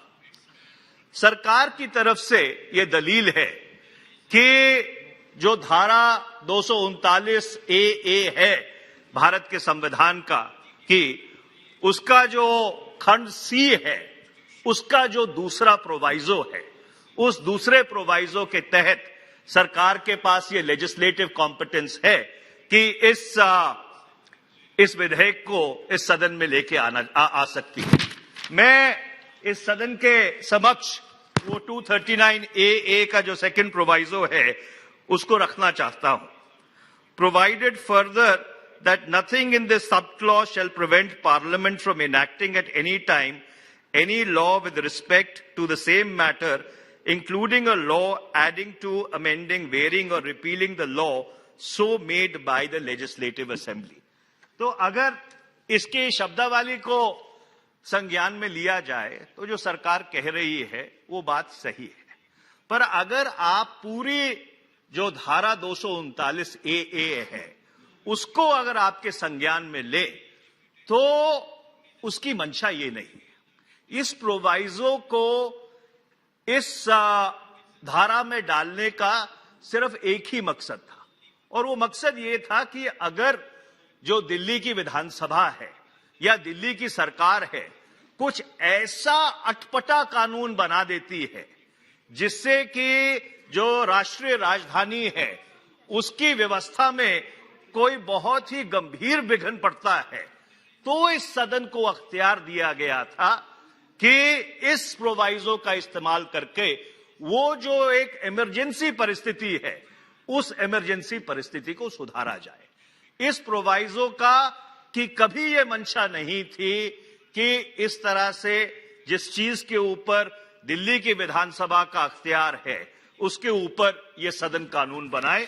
और मैं आपको बताना चाहता हूं कि दिल्ली की विधानसभा का अख्तियार क्यों है। अध्यक्ष जी, वर्ष 1993 में जब भारत के संविधान में जो भाग 9 है और 9A जो पंचायतों से और नगर पालिकाओं से संबंधित रखता है उसको जोड़ा गया और पंचायतों और नगर पालिकाओं को संवैधानिक अधिकार दिया गया, उस समय ये बात सुनिश्चित की गई थी कि म्यूनिसिपैलिटीज को बनाने का जो अख्तियार है, जो अधिकार है, वो राज्य सरकारों के पास है। और अगर आप संविधान की धारा 243P और 243Q को अपने संज्ञान में लें तो उसमें जो शब्द इस्तेमाल किया गया है वो शब्द इस्तेमाल किया गया है गवर्नर। अब ये कहा जा सकता है कि दिल्ली के संदर्भ में बहुत सारे ऐसे अख्तियार हैं जो लेफ्टिनेंट गवर्नर के पास हैं, जो केंद्र सरकार के निर्देश पर वो इस्तेमाल करते हैं, पर अगर आप उस धारा को गंभीरता से पढ़ें और ध्यान से पढ़ें तो आप पाएंगे कि उसमें साफ साफ जो उसकी मंशा है, जो लेजिस्लेटिव इंटेंट है, वो लेजिस्लेटिव इंटेंट ये है कि लोकल बॉडीज का जो अख्तियार है वो राज्य सरकार के पास रहना चाहिए। इसके साथ साथ अध्यक्ष जी, किसी भी संविधान की धारा को आइसोलेशन में नहीं पढ़ा जा सकता। जो धारा 239 ए है उसको संविधान की धारा 246 जो 7वां शेड्यूल है उसकी एंट्री 5 के साथ पढ़ने की जरूरत है। और वो एंट्री 5 साफ साफ ये कहती है that the power to constitute municipal corporations lies with the state government. वो राज्यों के अधिकार क्षेत्र में पड़ता है। इसके साथ साथ अध्यक्ष जी, जो ट्रांजैक्शन ऑफ बिजनेस रूल्स गृह मंत्रालय ने क्रियान्वित किए एनसीटी ऑफ दिल्ली के संदर्भ में, उसकी अगर आप रूल 8 को एंट्री 1 को अपने संज्ञान में लें, उससे भी ये साफ जाहिर होता है कि मंशा यही थी कि लोकल बॉडीज दिल्ली सरकार के अख्तियार क्षेत्र में रहे। जो एलोकेशन ऑफ बिजनेस रूल्स हैं एनसीटी दिल्ली के, जो गृह मंत्रालय ने 1 दिसंबर 1993 को क्रियान्वित किए थे, उसकी जो एंट्री 26 है लोकल सेल्फ गवर्नमेंट, उसको अर्बन डेवलपमेंट, जो शहरी विकास मंत्रालय है दिल्ली सरकार का, उसके अधीन रखा गया था। और यही कारण था अध्यक्ष जी कि जब दिल्ली एमसीडी के कानून को, जो 1997 में बना था, उसको संशोधित किया गया।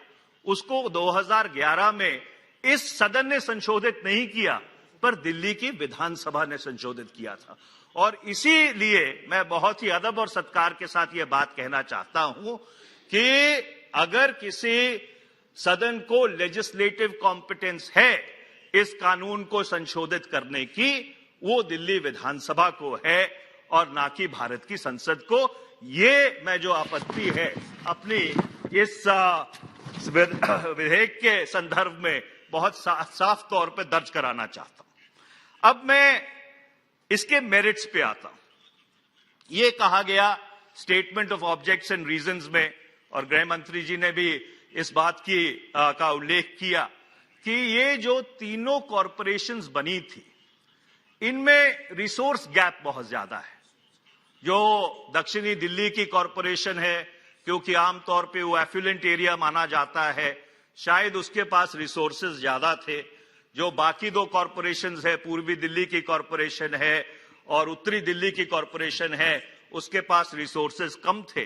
पर अगर जो आंकड़े सार्वजनिक हुए हैं उसको आप अपने संज्ञान में दो, तो वर्ष 2014-15 में जब दिल्ली में राष्ट्रपति शासन था, तो दिल्ली सरकार द्वारा तीनों कॉरपोरेशंस को 4,380 करोड़ रुपया ट्रांसफर किया गया था। ये जो रकम है, ये बढ़कर 2021-22 में 6,172 करोड़ हो गई। तो मैं बहुत ही विनम्रता से अपने आप से ये सवाल करता हूं कि अगर पूंजी का सवाल था, रिसोर्सेज का सवाल था और दिल्ली भारत की राजधानी है, तो केंद्र सरकार सीधे तौर पर जो वो रिसोर्स गैप है कॉरपोरेशंस का, उसको पूरा कर सकती थी, उसकी भरपाई कर सकती थी, उतना पैसा एज अ ग्रांट दिल्ली सरकार को ट्रांसफर कर सकती थी।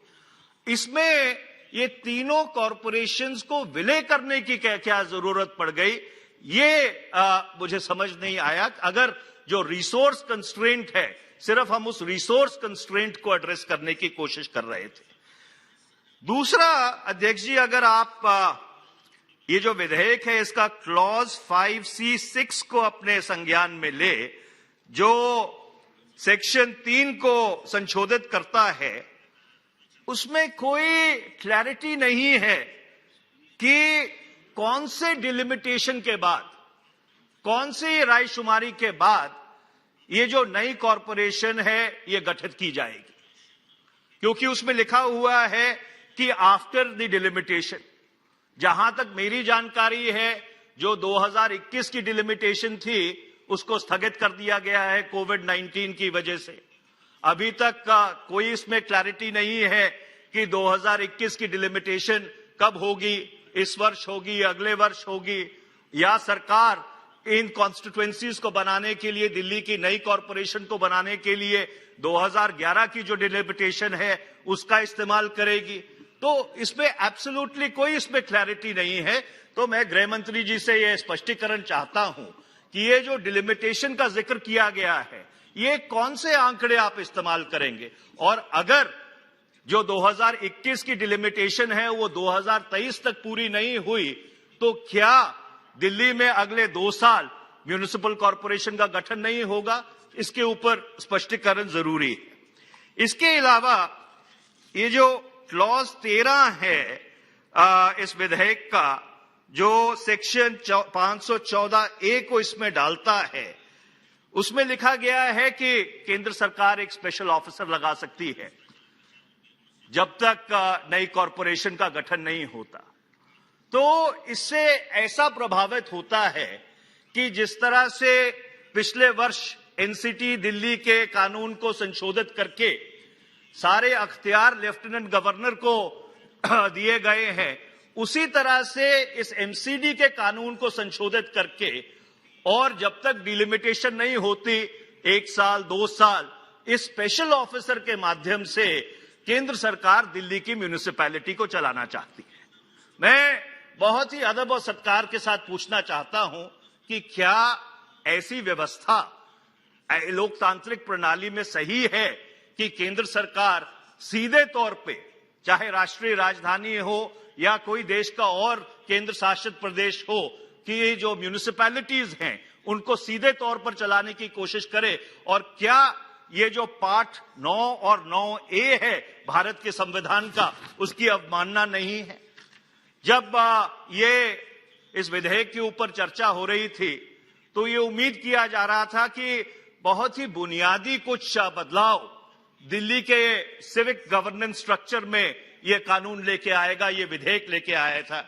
अगर दिल्ली में सीधे तौर पर मेयर की इलेक्शन होती, कोई डायरेक्ट ट्रांसफर होता केंद्र सरकार से जो लोकल बॉडीज हैं उसके फंड्स का, कोई नया एग्जीक्यूटिव डिसीजन मेकिंग का स्ट्रक्चर को पुनर्स्थापित किया जाता, तो एक मॉडल बनता। और सिर्फ दिल्ली के लिए ही नहीं, इस देश में जो बाकी बड़े शहर हैं, जो महानगरियां हैं, और अगर अध्यक्ष जी आप बाहर देखें, दुनिया के कई मुल्कों में देखें, जो शहर हैं, बड़े शहर हैं, मेट्रोपॉलिटन काउंसिल्स हैं, वो डायरेक्टली मेयर एंड काउंसिल की से चलाए जाते हैं। हमारे भी कई प्रदेशों में डायरेक्ट मेयर के इलेक्शन होते हैं। तो कुछ इस तरह का अगर बदलाव सरकार लेके आती तो इस बिल का कुछ औचित्य बनता है।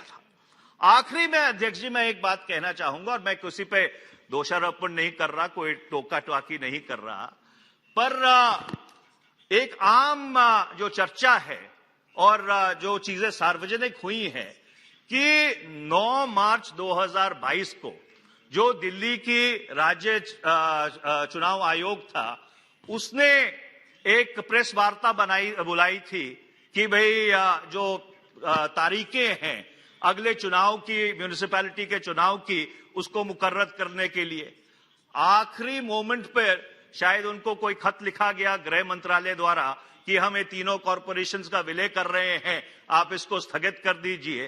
तो ये जो हमारी संस्थाएं हैं, जो चुनाव आयोग हैं, उनकी स्वायत्ता के ऊपर भी एक बहुत बड़ा प्रश्न खड़ा करता है, जिसके बहुत दूरगामी परिणाम भारत के लोकतंत्र पर, भारत की लोकतांत्रिक प्रणाली पे पड़ेंगे। तो इसलिए मैं बहुत ही अदब और सत्कार के साथ अपनी बात समाप्त करता हुआ अध्यक्ष ये कहना चाहता हूं, दोहराना चाहता हूं कि ये जो विधेयक है ये इस सदन की लेजिस्लेटिव कॉम्पिटेंस के बाहर है, और अगर किसी सदन को अख्तियार था इस विधेयक को संशोधित करने का या दिल्ली म्यूनिसिपल कॉर्पोरेशन एक्ट 1957 को संशोधित करने का, तो वो दिल्ली विधानसभा के पास है। बहुत बहुत धन्यवाद अध्यक्ष। रमेश विधुड़ जी। अध्यक्ष जी बहुत बहुत धन्यवाद। आपने मुझे दिल्ली कॉर्पोरेशन अमेंडमेंट बिल 2022 के समर्थन में मैं बोलूंगा, उसके लिए मुझे आदेश दिया है। अध्यक्ष जी मैं भी बड़ी अदब के साथ कहना चाहता हूं, आदरणीय मनीष जी ने जो बात कही उनके भी, हालांकि ऑनरेबल गृह मंत्री जी उनके जवाब देंगे, पर कुछ के जवाब मैं दे सकता हूं मनीष जी। भारत के संविधान में वर्ष 1992 में 74वें संशोधन के माध्यम से नगर निकायों की स्थापना हेतु प्रावधान किया गया था। उद्देश्य था डेमोक्रेसी को ग्रॉस रूट पर लेवल पर मजबूत किया जाए, लोकतंत्र को सशक्त गवर्नमेंट हो।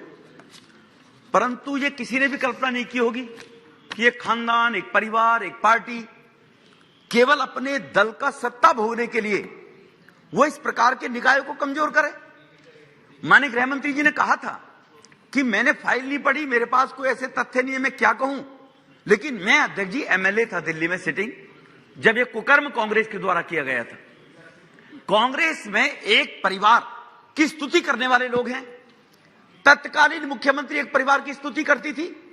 कांग्रेस में डेमोक्रेसी के तहत और नीचे से गरीबों के बच्चे निकल कर नेता बनने शुरू हो गए।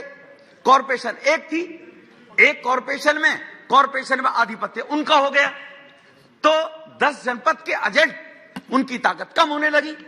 तो इसीलिए उनकी ताकत डेमोक्रेटिक सिस्टम से गरीब लोग निकलकर कॉर्पोरेशन में आ गए, मेयर बन गए, वो भी लोकतंत्र में काम करना चाहते हैं।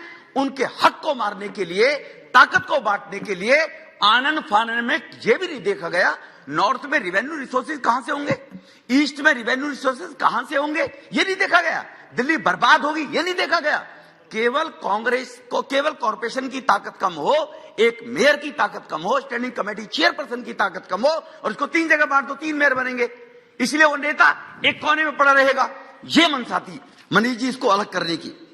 अध्यक्ष जी 2011-12 में जब एमसीडी का ट्राइफिकेशन किया गया तो कांग्रेस की सरकार राज्य में थी, कांग्रेस की सरकार केंद्र में थी।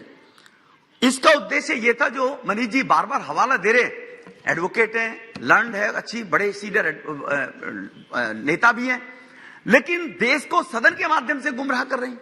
जो पूर्ण राज्य हैं, उन पूर्ण राज्य के तहत जो अधिकार निगमों को दिए गए उनका हवाला दे रहे हैं। दिल्ली राष्ट्रीय राजधानी है जी। 1991 में जब राष्ट्रीय राजधानी का लॉ बनाया गया था तो कांग्रेस ने बनाया जी, कांग्रेस ने ही ये प्रोविजन रखा गया था।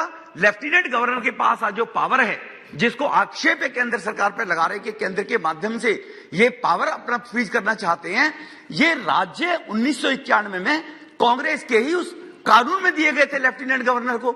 आज एलजी के पास जो अधिकार दोबारा रिव्यू करके दिए गए वो केंद्र सरकार ने नहीं दिए थे जी, वो कोर्ट ने दिए on behalf of 1919 amendment act के तहत सुप्रीम कोर्ट ने दिए, वो केंद्र सरकार ने नहीं दिए, वो गुमराह करना चाहते हैं जी। अध्यक्ष जी ये 3 एमसीडी बनी, आय के स्रोत को मैंने पहले बता दिया कांग्रेस की मंशा इसमें क्या थी, ये 3 निगम क्यों बनाए गए। अब कथनी एक और महारथी जी की सुन लो जी, जो आज दिल्ली के मुख्यमंत्री हैं। अब उनके कुकर्म सुनिए आप।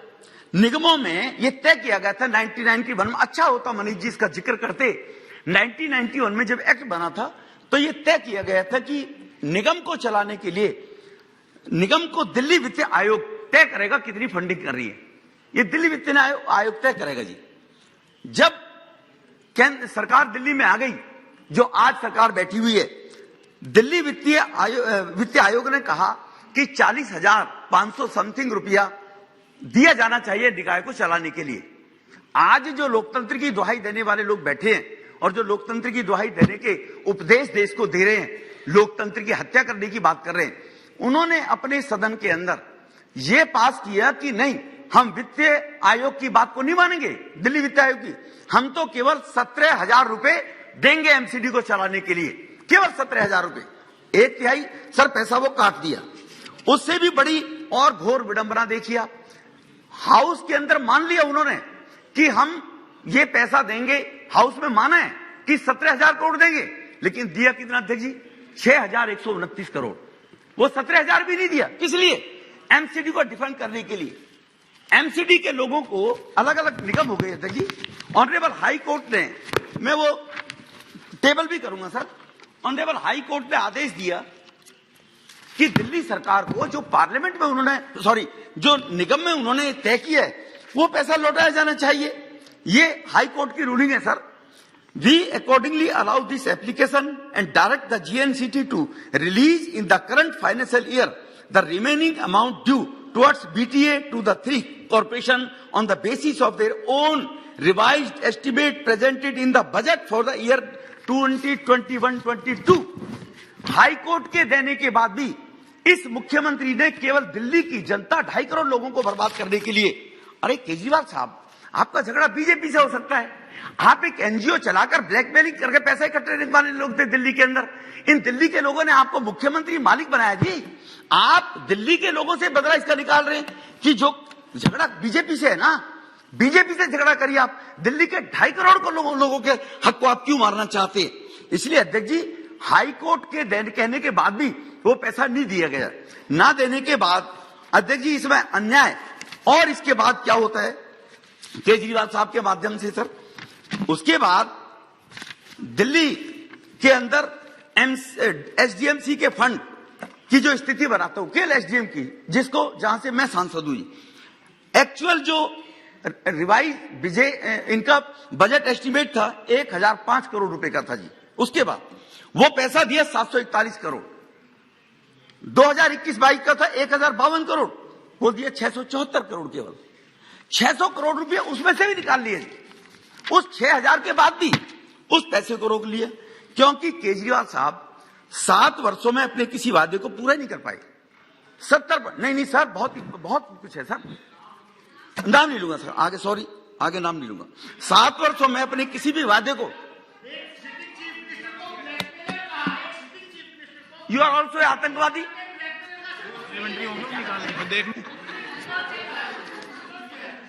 किसी वादे को पूरा नहीं किया। अपनी दादा सुन लो ना, अपनी दादा सुन लो तो आपको तो अपनी विफलता छुपाने के लिए यह, अरे बैठो ना भाई, बैठ जाइए, बहुत हो गया, बैठ जाइए आप। हाँ, अपनी विफलता छुपाने के लिए वे यह आरोप लगाते रहे कि एलजी काम नहीं करने दे रहा। अपने दोष छुपाने के लिए दूसरे के ऊपर आरोप ज्यादा से ज्यादा बढ़ते रहो, यह पद्धति है दिल्ली के मुख्यमंत्री की। दिल्ली वो फेल, एमसीडी में भ्रष्टाचार, एमसीडी में ये, आज जहां कश्मीर बंगाल में हिंदू सुरक्षित नहीं है, उसी प्रकार से दिल्ली को भी बंगाल, ये विषय वैसे आपका नहीं है, पर मैं जानकारी देना चाहता हूं, दिल्ली को भी बंगाल बनाने की कोशिश है। घुसपैठियों को जमीन, टेंट, बिजली फ्री में दी जा रही है। ओखले में जाकर चेक करा लेते जी, इसी मुख्यमंत्री के द्वारा, कि जहां हिंदू सुरक्षित न रहे। ये मुख्यमंत्री से, ये दिल्ली देश की राजधानी है अध्यक्ष जी, इस मुख्यमंत्री से बचाने के लिए ओखला एरिया में सर्वे कर सकते हैं सर। एमसीडी उनको रोकती है, एमसीडी जब रोकती है कि फ्री में चीज नहीं दी जाएगी, तो इसलिए उनको चुभता है अध्यक्ष जी। दूसरी तरफ निगम है 3, इन तीनों निगम ने अपना जो रेवेन्यू बढ़ाने के लिए 3 प्रपोजल दिए दिल्ली सरकार को सर। पहला प्रपोजल था कॉमर्शियल टैक्स से संबंधित प्रस्ताव 2020 में दिए थे, हम कॉमर्शियल टैक्स को बढ़ाना चाहते हैं, अपना रेवेन्यू बढ़ा लेंगे। परमिशन नहीं दी दिल्ली गवर्नमेंट ने, आदरणीय मनीष जी भी जो बोल रहे थे, पार्किंग के द्वारा हम आय बढ़ा लेते हैं अपनी, ये प्रपोजल भेजा दिल्ली सरकार को, हमें इजाजत दे दीजिए, नहीं दी दिल्ली सरकार ने सर। फिर निगम ने कहा, तीनों ने, हम अपने बॉन्ड जारी कर देते हैं, हमें उसकी इजाजत दे दो, वो भी पेंडिंग डाल रखा है। अगर निगम अपना भी अर्निंग लेना चाहती है, रेवेन्यू लेना चाहती है, उसको भी दिल्ली का मुख्यमंत्री देना नहीं चाहता।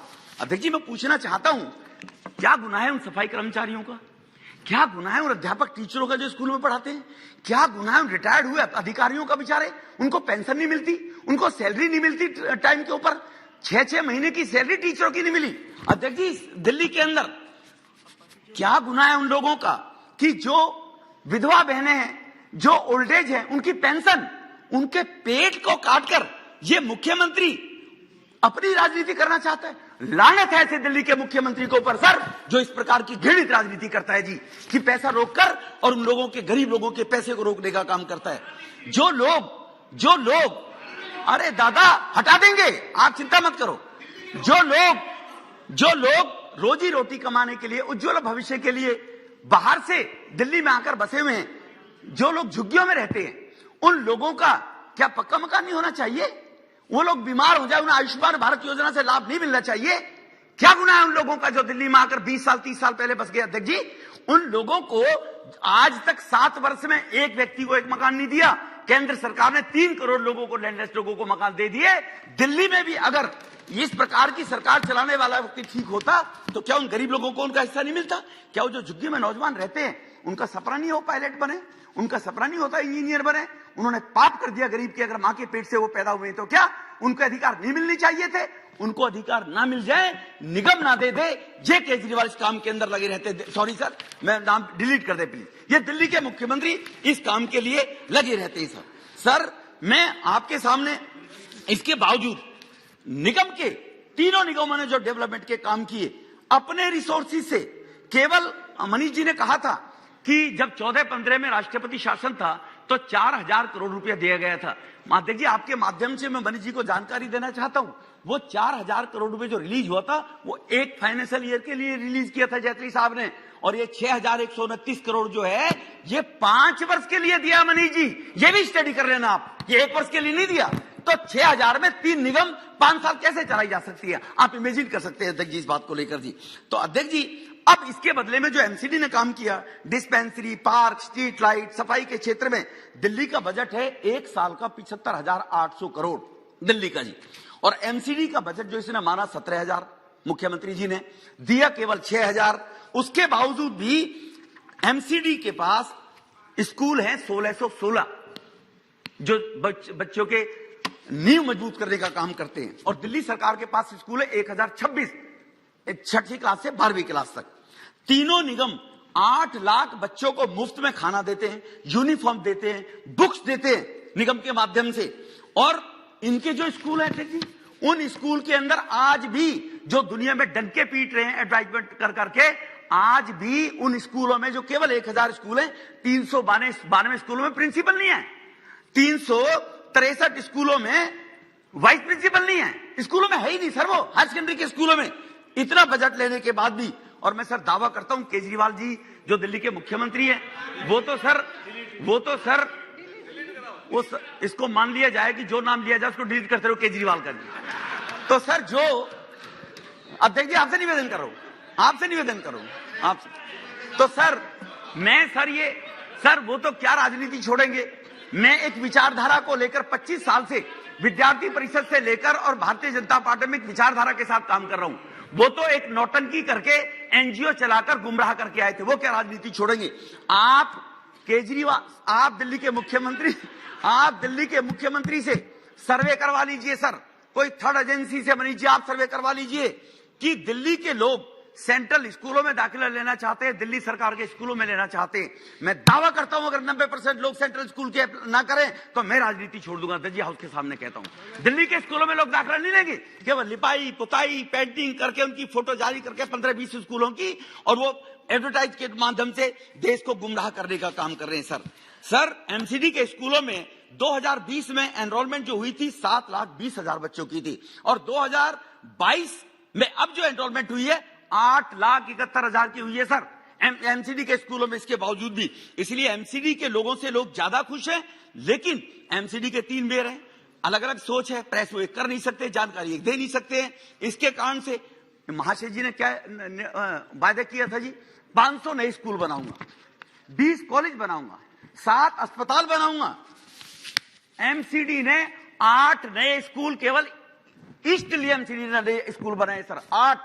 और मैं एक टेबल करना चाहता हूं अध्यक्ष जी, ये आरटीआई के माध्यम से मैं बता रहा हूं, टोटल स्कूल तो बनाए सर 95 ऑन रिकॉर्ड बोल रहा हूं सर। और इनकी आरटीआई का जवाब है, मैं इसको टेबल करना चाहता हूं। दिल्ली सरकार से आरटीआई लगाकर पूछा गया कि बताएं मुख्यमंत्री जी कि पिछले 7 वर्ष में दिल्ली में कितने नए स्कूल बने। एक नए स्कूल अलॉट हुआ, एक नया स्कूल बना है। ये आरटीआई का दिल्ली सरकार का जवाब है सर। मैं इसको टेबल करूंगा सर, इस पेपर को मैं टेबल कर देके भेजाता हूं। मैं इसके इसलिए मैं कुकर्म बताना चाहता हूं। एसडीएमसी ने 95 बिल्डिंगें बनाई, और दिल्ली सरकार ने इकोनॉमिक सर्वे ऑफ दिल्ली, ये मेरी रिपोर्ट नहीं है सर, भाजपा की रिपोर्ट नहीं है, उन्होंने जवाब दिया दिल्ली सरकार ने केवल 20 नई बिल्डिंग बनाई, और एसडीएमसी ने 95 नई स्कूलों की बिल्डिंग बनाई जो कच्चे टीआरएन टिप्पण के स्कूलों में चला करते थे। हॉस्पिटल के मामले में ले लो सर, आज वो कहते हैं, अभी दादा भी बोल रहे थे, अपनी तो मामला खत्म हो गया, बहन जी बड़ा दौर लगा के घूम रही पूरे देश के अंदर, नेता बनुई, अब टाइम फिक्स हो गई, वो आ गई जी। अब मैं इनसे पूछना चाहता हूं, ये भी कह रहे हैं आप इलेक्शन टालना चाहते हैं। अगर केजरीवाल जी कहते हैं दिल्ली के मुख्यमंत्री कि हम स्कूल, मैं नेगेटिविटी में नहीं बोल रहा जी, हम चुनाव से डर रहे हैं, तो मैं पूछना चाहता हूं, डायबिटिक होने के बाद भी गृह मंत्री जी छतरपुर के अंदर 10,000 बेड की हॉस्पिटल कोविड में बनाई थी, 1,000 बेड की हॉस्पिटल वहां दिल्ली कैंटोनमेंट बोर्ड में बनाई थी। वो तो अपने घर में छुपे बैठे थे, वो दौरा कर रहे थे, तब उन्होंने कभी नहीं कहा गृह मंत्री जी के माने प्रधानमंत्री जी के इस विचारधारा के मन में दिल्ली का दर्द है, इसलिए इसको एक करना चाहते हैं। और मैं आपको बता देना चाहता हूं, दिल्ली के अंदर दिल्ली सरकार के माध्यम से 497 मोहल्ला क्लिनिक बने जी अभी तक, और दिल्ली एमसीडी की डिस्पेंसरी 311 पक्की काम कर रही है सर। 497 7 साल में 311, ये कंपैरिजन बता रहा हूं जी। दिल्ली सरकार के कोविड के दौरान जो बताते थे मैं 30,000 बेड बनाऊंगा, दिल्ली सरकार के टोटल बेड 12,400 हैं दिल्ली के अंदर, और एमसीडी और सेंट्रल गवर्नमेंट दोनों के बेड अगर हम दिल्ली के अंदर करेंगे तो 15,744 बेड दिल्ली के अंदर है सर। और दिल्ली की हेल्थ फैसिलिटीज कौन देख रहा है, वाहवाही कौन लूटता है, वो मुख्यमंत्री अपना चेहरा लगाकर, और ये कहता मैंने दिल्ली में हेल्थ व्यवस्था ठीक कर रखी है। 3,000 बेड सेंट्रल और एमसीडी की दोनों अस्पतालों के उससे ज्यादा है। 7 नए अस्पताल बनाने का वादा, एक पालम के अंदर सेक्टर 9 में वो 13 की नींव रखी हुई है। और एक अंबेडकर नगर में जो हॉस्पिटल 400 बेड का है, इसी 14-15 के बजट में माने जेटली जी ने 50 लाख रुपए अर्नेस्ट मनी देकर वो हॉस्पिटल सैंक्शन किया था अंबेडकर नगर में। 7 वर्ष में 2 हॉस्पिटल बने हैं, तो दोनों पुराने कंस्ट्रक्शन के कर रहे हैं। इन महाशय जी ने एक स्कूल नहीं बनाया पिछले 7 वर्ष के अंदर। इसलिए इसलिए मैं एमसीडी की अन्य सुविधा बता देता हूं। 15,067 पार्क, जिनमें 2019 पार्कों में ओपन जिम और 3725 पार्कों में झूले बच्चों के लिए लगा रहे, एमसीडी के माध्यम से लगाए गए। ये दिल्ली सरकार के माध्यम से नहीं है। 5,82,000 एलईडी लाइट दिल्ली को रोशन कर रहे हैं, जो एलईडी की व्यवस्था की गई है। 402 कम्युनिटी सेंटर बताएं दिल्ली सरकार। पूछना चाहता हूं, राज्यसभा में उनके लोग हैं, वो बोलेंगे, बताएं कितने कम्युनिटी सेंटर 7 साल में बनाए। और एमसीडी के माध्यम से 402 सामुदायिक भवन, जिनमें गरीबों के बच्चों की शादी, जन्मदिन, कुआं पूजन, वो अपने काम कर सकते हैं, उनका 1.5-2 लाख रुपए में ना लूटना पड़े। ऑटो टिप्पर 2339 ऑटो टिप्पर हैं, म्यूनिसिपल सॉलिड वेस्ट के जो मैनेजमेंट घर घर जाकर दिल्ली में कूड़ा उठाने का काम करते हैं, ये एमसीडी ने काम किया है। 14 फ्लाईओवर के नीचे 150 जगहों में जो वर्टिकल पार्क आपको नजर आएंगे, वो रोड पीडब्ल्यूडी की है।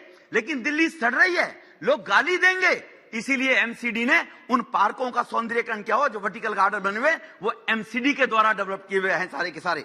एमसीडी के द्वारा 600 शौचालय का काम जो चालू है दिल्ली के अंदर, एमसीडी के द्वारा चलाए जा रहे हैं।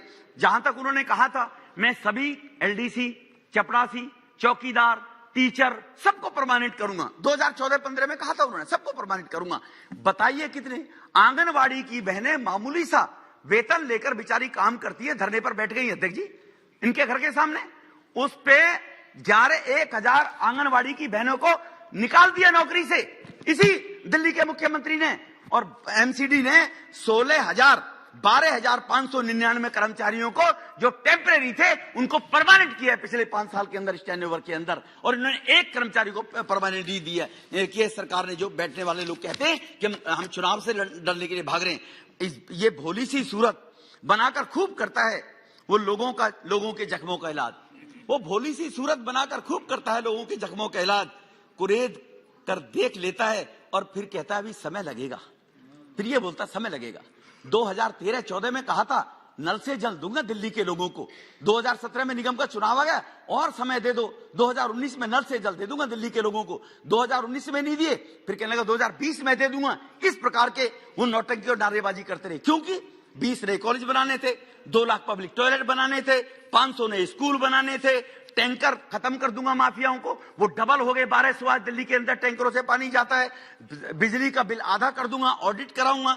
जल बोर्ड का आज तक ऑडिट नहीं कराया, क्योंकि जल बोर्ड 60,000 करोड़ के घाटे में चला गया है। बिजली के ऑडिट कराने वाला हमको कहता था हम अंबानी के आदमी है, हमको और कांग्रेस मिलकर अंबानी के साथ काम कर रही है, बिजली कंपनियों को भगा दूंगा। आज उसी कंपनी, बिजली कंपनी के साथ में वो काम कर रहे हैं, और वहां पर काम करते हुए आज उनको एक दिन नजर नहीं आ रहा कि वो अंबानी जी अब पैसे ले रहे हैं, अब वो उनका रिश्तेदार बन गए जी। हर गांव को दिया जाएगा एक विशेष फंड, गांव के माध्यम से निवासियों के फैसले के अनुसार विकास करूंगा, ये कहा था उन्होंने अपने मैनिफेस्टो 36 नंबर पे। 55,000 नई वैकेंसी निकालूंगा लोगों को नौकरी देने के लिए। आपके माध्यम से, सदन के माध्यम से देश को बताना अनिवार्य है अध्यक्ष जी कि वो कितना बड़ा नटवरलाल है। उस नटवरलाल के झांसे में आने के बाद 1-2 साल बाद तो लोग रह सकते हैं खुश, लेकिन उसके बाद क्या हालत होगी, वो दिल्ली की पीड़ा को देखने के बाद लोगों को जानकारी मिलेगी। 5,000 नई बस खरीदूंगा, ये कहा था। 5,000 नई बस खरीदूंगा, एक नई बस नहीं खरीदी सर, और 11,000 करोड़ रुपए के घाटे में डीटीसी चल रही है 7 साल के अंदर सर। 11,000 करोड़ रुपए के घाटे से। अनियमित कॉलोनी के बारे में अगर माननीय प्रधानमंत्री पीएम उदय योजना लेकर ना आते तो 2-2 साल तक यही कहते रहे। सेंट्रल गवर्नमेंट ने चिट्ठी भेजी सर उनको 2016-17 में, आप हमें इसके बाउंड्री कराकर दीजिए, हम कॉलोनी पास करना चाहते हैं। 2019 में यूडी मिनिस्टर ने चिट्ठी लिखी उनको। 2019 में कहता है हमने तो अभी एजेंसी अपॉइंट नहीं की, हमें और 2 साल का टाइम दे दो। यूडी मिनिस्टर ने कहा आपको 14 से, हमने 15 से 17 तक का टाइम दिया, 17 फिर टाइम मांग रहे हो। तब इनिशिएटिव सेंट्रल गवर्नमेंट ने लिया, जो आज निगम के बारे में लेने जा रही है सेंट्रल गवर्नमेंट। और सेंट्रल गवर्नमेंट ने लेफ्टिनेंट गवर्नर के माध्यम से जो अधिकार 1991 में कांग्रेस ने जब ये एक्ट बनाया था, उसमें लेफ्टिनेंट गवर्नर को अधिकार दिए थे, उसका उपयोग करते हुए सेंट्रल गवर्नमेंट ने, दिल्ली के प्रधानमंत्री जी ने दिल्ली के 36 लाख लोगों के कॉलोनियों के मकानों को पक्का किया, जो उनके ऊपर तलवार लटकती रहती थी डिमोलिशन की, उससे उन लोगों को मुक्ति दिलाई, वरना उन अनऑथराइज्ड कॉलोनी के लोगों का क्या हाल होता। इसलिए अध्यक्ष जी, मैं आपके ज्यादा ना बोलते हुए आपसे केवल एक ही बात कहकर मुझे याद आ रही है, ये बातें देखकर कि जो सपने दिखाते हैं कि आंखें भी, अध्यक्ष जी आपके माध्यम से मैं बता देना चाहता हूं कि केवल सूरज निकलने से अंधेरा नहीं चला जाता, केवल सूरज निकलने से अंधेरा नहीं चला जाता, अंधेरा भेजने के लिए तो आंखें भी खोलनी पड़ती है सुबह उठने के बाद, वरना आंखें के सामने अंधेरा नजर आता है। ये जो आंखें खोले बगैर ये कुछ लोग उनके गोरू गवाह बनकर और यहाँ पर उनके वक्तव्य की बात कर रहे हैं, वहां पर एक दूसरे को गाली देते हैं, यहाँ पर एक हो जाते हैं सदन के अंदर आकर, वहां पर दोस्त रहते हैं, यहाँ पर कुश्ती करते हैं। इनको भी जानकारी देना चाहता हूं कि दिल्ली के अंदर एम्बेसीज है, दिल्ली के अंदर सभी राज्यों के हाउस है, दिल्ली के अंदर इंटरनेशनल लेवल के डेलीगेट्स आते हैं, दिल्ली देश की राजधानी है। आज जो देश के प्रधानमंत्री मोदी जी ने देश और दिल्ली का नाम पूरी दुनिया में नंबर 1, नंबर 2, 3 के ऊपर आया हुआ है। आज बड़े लोगों को, एनसीटीपी के नेता को, सुप्रिया जी के नेता को कहना पड़ा कि मोदी जी की लोकप्रियता इतनी बढ़ रही है, इसके बारे में चिंता करनी चाहिए, हमें उसको क्रिटिसाइज नहीं करना चाहिए। आज दिल्ली अगर कूड़े का ढेर रहेगी, आज दिल्ली अगर गंदी रहेगी, आज दिल्ली के अंदर बीमारियां फैलेंगी, आज दिल्ली में पॉल्यूशन फैलेगा, तो उन चूहे साहब को, गिरगिट साहब को कोई नहीं पूछेगा जी। मोदी जी की बदनामी होगी कि देश के प्रधानमंत्री की राजधानी में पॉल्यूशन के कारण इतने लोग मारे जाते हैं। इसलिए दिल्ली का इसका एकीकरण करने के बाद एमसीडी का उसका फंड जो होगा, जो साउथ एमसीडी से मिलकर आता है, और मेयर भी अगर एक होगा तो मिलकर निर्णय लेगा, और निर्णय लेने के बाद वो अपने अधिकार जो दिल्ली के लोगों के, उनको मजबूती के साथ रख सकता है लोकतांत्रिक दृष्टि में। और अगर वो मजबूती के साथ रखेगा तो उसके निर्णय को लोग मानेंगे भी, एप्रिशिएट करेंगे। केवल दिल्ली के मुख्यमंत्री के झांसे में लोग नहीं आएंगे, और दिल्ली के जो 2.5 करोड़ लोग हैं उनकी इच्छा के अनुसार दिल्ली के अंदर डेवलपमेंट के काम होंगे। इसीलिए ये चुनाव से, बीजेपी चुनाव से भागने वाली है। अरे धारा 370 हटाने पर नहीं किसी से डरे, भगवान श्री राम का मंदिर बनाने से किसी से नहीं डरे। ये क्या करेगा, इससे डर चुनाव में भागेंगे। और उत्तरांचल, उत्तर प्रदेश, गोवा, मिजोरम, वहां पर भी तो चुनाव लड़ाया था उन्होंने, हर जगह जमानत जब्त हो गई। मीडिया के बंधुओं से भी कहता हूं, तुम्हें एक पंजाब तो नजर आता है, वहां हम नहीं थे, वहां 70 साल से देश को लूटने वाले लोग बैठे हुए थे, उनको डिफीट मिली है। हम 4 राज्यों में थे, चारों राज्यों में इसकी जमानत जब्त हुई है। ये मीडिया के बंधुओं को सोचना चाहिए, ये नहीं दिखाना चाहिए कि पंजाब के अंदर उन्होंने जीता है तो हमें हरा कर नहीं जीता, हम तो पंजाब में थे नहीं अध्यक्ष जी। इसलिए मैं इतना निवेदन करते हुए, माने गृह मंत्री जी इस बिल को लेकर आए हैं, इस बिल का मैं समर्थन करने के लिए खड़ा हुआ हूं, और ये दिल्ली के 2.5 करोड़ लोगों के विकास के लिए ये बिल लाया जा रहा है। और यही कहकर मैं अपनी वाणी को विराम दूंगा। बहुत बहुत धन्यवाद। Shri V Kalanidhi. Thank you very much, sir, for giving me an opportunity to participate in this Delhi Municipal Corporation Amendment Bill 2022. Sir, it is very sad to see the Treasury benches always complaining about the Congress party for whatever problems are being faced in the country now. I think it is almost more than 7 years since this new government has been in place. And I feel that probably this is a time where you have to look forward, saying how best we can take the country forward, rather than to look back and say that Congress has been the root cause for all evil in this country. So we have to understand that Congress has done some amount of development for the last, since freedom, till you came to power. And in between there was Vajpayee government also, which was there. And subsequently now you are here with a huge majority, sir. I wish to congratulate you on that. But having said that, we have to see how we can go forward instead of complaining about how the Congress government has ruined it. In fact, one of my friends, I have a few friends in BJP also, while we were sitting and talking casually, he said during the COVID, we were talking about the COVID and the management of the COVID by this government. And surprisingly, he said the cause for COVID in India is because of the Congress. So for a second, I was taken aback, surprised, shocked. I was wondering, what is he talking about? So I asked him, what are you saying? Where did the coronavirus come from? He said, it came from China. I said, how did it come in? It came through the flights. So who is controlling the government operating these flights? It's the BJP. then how do you say it's the Congress government which is the root cause for all this? Who built the airports? So he says the Congress government built the airports, and that's why the coronavirus has come into India. So this is the way, if you are going to be talking, I turned 50 in 2019-20, sir. And I think probably even Rahul ji also would have turned, and our Honorable Prime Minister also would have turned 70. There are times when I get a doubt, probably we would not have turned 50 or 70 had it not been for the BJP. Maybe I would have been hanging on at 49 till the Congress, as long as the BJP government hadn't come. So this is the kind of conversations are we trying to have.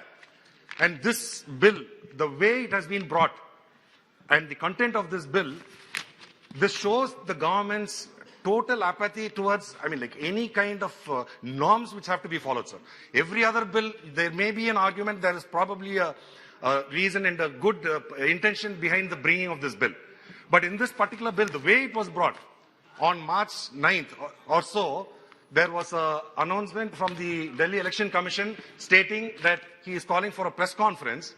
On the same day, he gets a letter saying that this election should be postponed because we are planning to bring in a bill this way.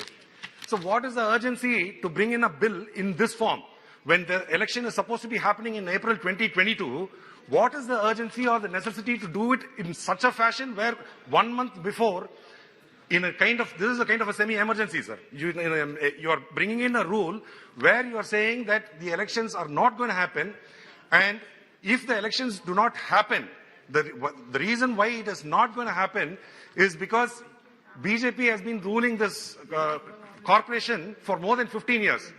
And probably the election results may not be in the favor of the BJP, and that is the reason, there is a suspicion that is the reason why this bill is being brought. Because if this bill is brought, and delimitation has to be done. Because in this bill, the main things that you are talking about is, you are reducing the number of seats from 272 to 250. So there is an assumption that this government is planning to increase the number of members of parliament in the country. But whereas when you're trying to do that, probably you are justified in doing that. But what is the justification we can find for reducing the number of councillors who are existing from 270 to 250? What was the need to reduce when the whole country, the population is increasing and we need probably more representatives for a given set of population? We are reducing the number of councillors. Is in no way we can understand why it is happening. No logic. There is absolutely no logic in this, sir.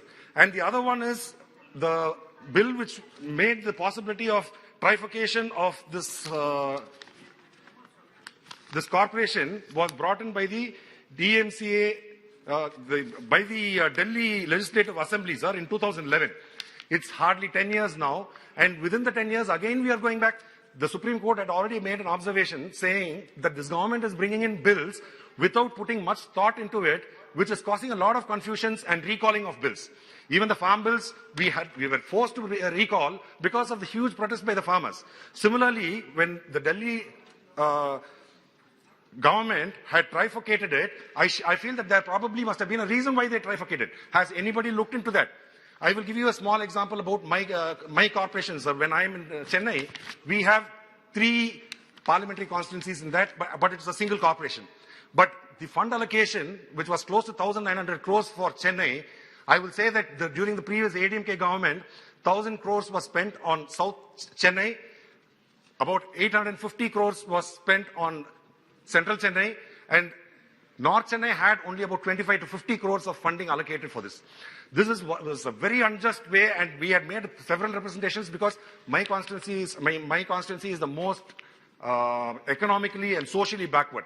So similarly in Delhi, they have brought in a situation where they had 3 corporations, and they had an understanding where there will be an officer who will be coordinating with these 3 corporations to make sure the toll tax collections will be equally distributed and all those things. And also the powers of the Delhi government.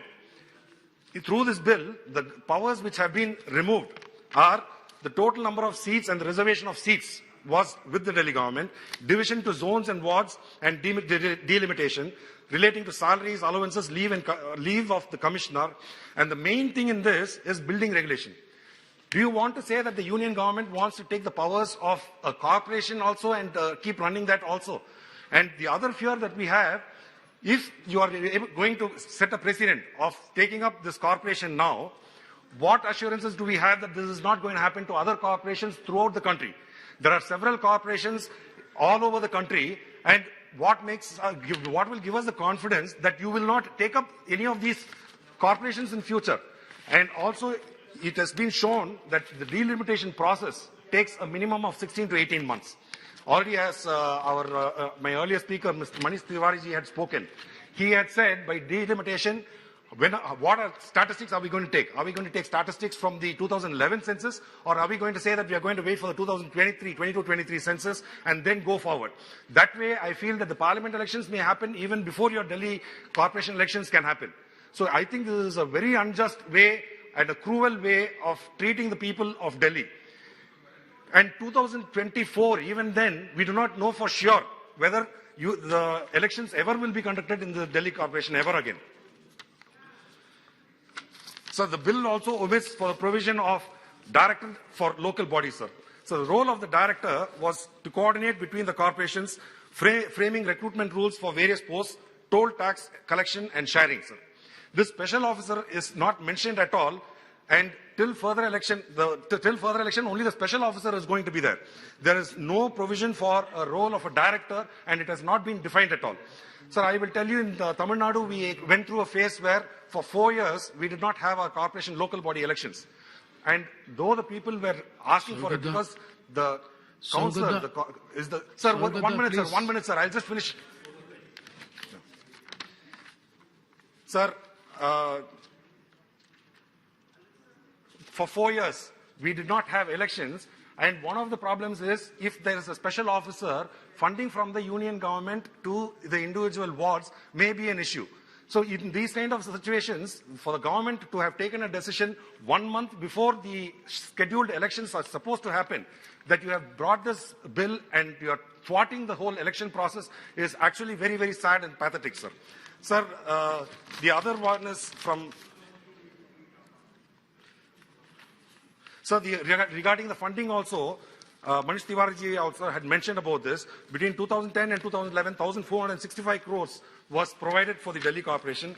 Between 2014 and 2015, 4,380 crores was provided. And during 2021-22, the amount provided under the Aam Aadmi Party government is 6,172 crores, sir.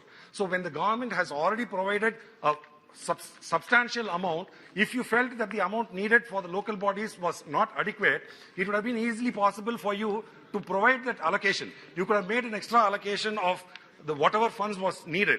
In fact, in earlier one of my speeches also I was talking about, I don't know about the Delhi corporation, but several corporations in the country, the elected representatives are working without a salary. So I would request that the government take this opportunity to see if the salaries for the local bodies across the country can be paid by the union government substantially, say about 70 or 80%, and the remaining percentage can be paid by the local governments from the state, sir. They are working without salary, yes. I am saying that they also should be provided salary. Sir,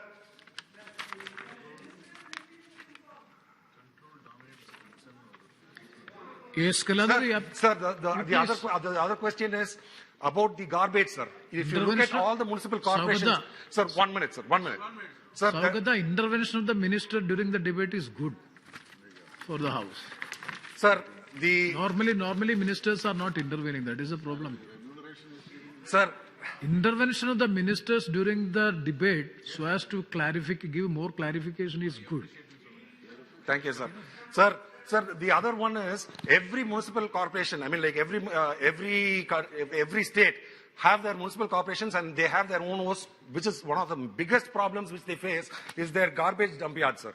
In fact, if you look in Delhi and even in Chennai, there will be acres of garbage piled up to about 13 or 14 floors high. So I feel that the government of India can create a separate fund for modernization of these garbages, because when I approached the union government to help on this, using a process called as biomining, 600 crores is the budget required. as an individual parliamentary constituency, the government cannot, or as an MLA constituency or as a ward, we will not be able to fund it unless the union government steps in over here, sir. So the BJP government, which has been ruling the Delhi Corporation for more than 15 years, the achievement what they have done is leaving 3 garbage mountains at the entrance of Delhi, dilapidated government hospitals which are not being adequately cared for, selling government property at throwaway prices, sir. So I totally oppose this bill, and I hope that the government will withdraw this bill and ensure that fair elections are held next month to ensure that democracy is saved, sir. Thank you very much. Thank you, Sri Kalanidhi. Next, Srimati Maitra ji. Honorable Chairperson, sir, I'm very disappointed. The Honorable Home Minister was here only a minute ago. I hope him seeing my name on the list of speakers had nothing to do with him going inside. I hope he's listening wherever he is. 2 ministers are there. Yes, but I'm talking about the Home Minister. I'm very disappointed he's gone. Doesn't matter, sir. I'm only disappointed. No problem, sir. I'm very happy you're here. I'm only disappointed. I don't know why he ran away, but okay. एक रोज अपनी रूह से पूछा कि दिल्ली क्या है. Sir, let me finish, sir, please. एक रोज अपनी रूह से पूछा कि दिल्ली क्या है, तो यूं जवाब में कह गई, ये दुनिया मानो जिस्म है और दिल्ली उसकी जान. Honorable Chairperson, I rise today to oppose the Delhi Municipal Corporation Amendment Bill 2002 as introduced on March 25th in this House, seeking the unification of the 3 municipal corporations of South Delhi, East Delhi and North Delhi, which had previously been trifurcated by the Delhi Municipal Corporation Amendment Act of 2011, which was passed in the State Assembly. The ostensible motive of the Union Government, as stated in paragraph 5 of the Statement of Objects and Reasons, is to bring about greater transparency, improve governance, and more efficiency in delivery of civic services. However, the timing of introduction of this bill in the backdrop of the delay by the Union Government in conducting the municipal elections in Delhi tells a rather contradictory tale. The state government of Delhi had moved the Supreme Court only 1 week prior to this bill's introduction in this House, seeking expeditious municipal polls in Delhi and alleging brazen influence and flagrant meddling by the central government in election matters. Rajaji, please, Supriya ji, please.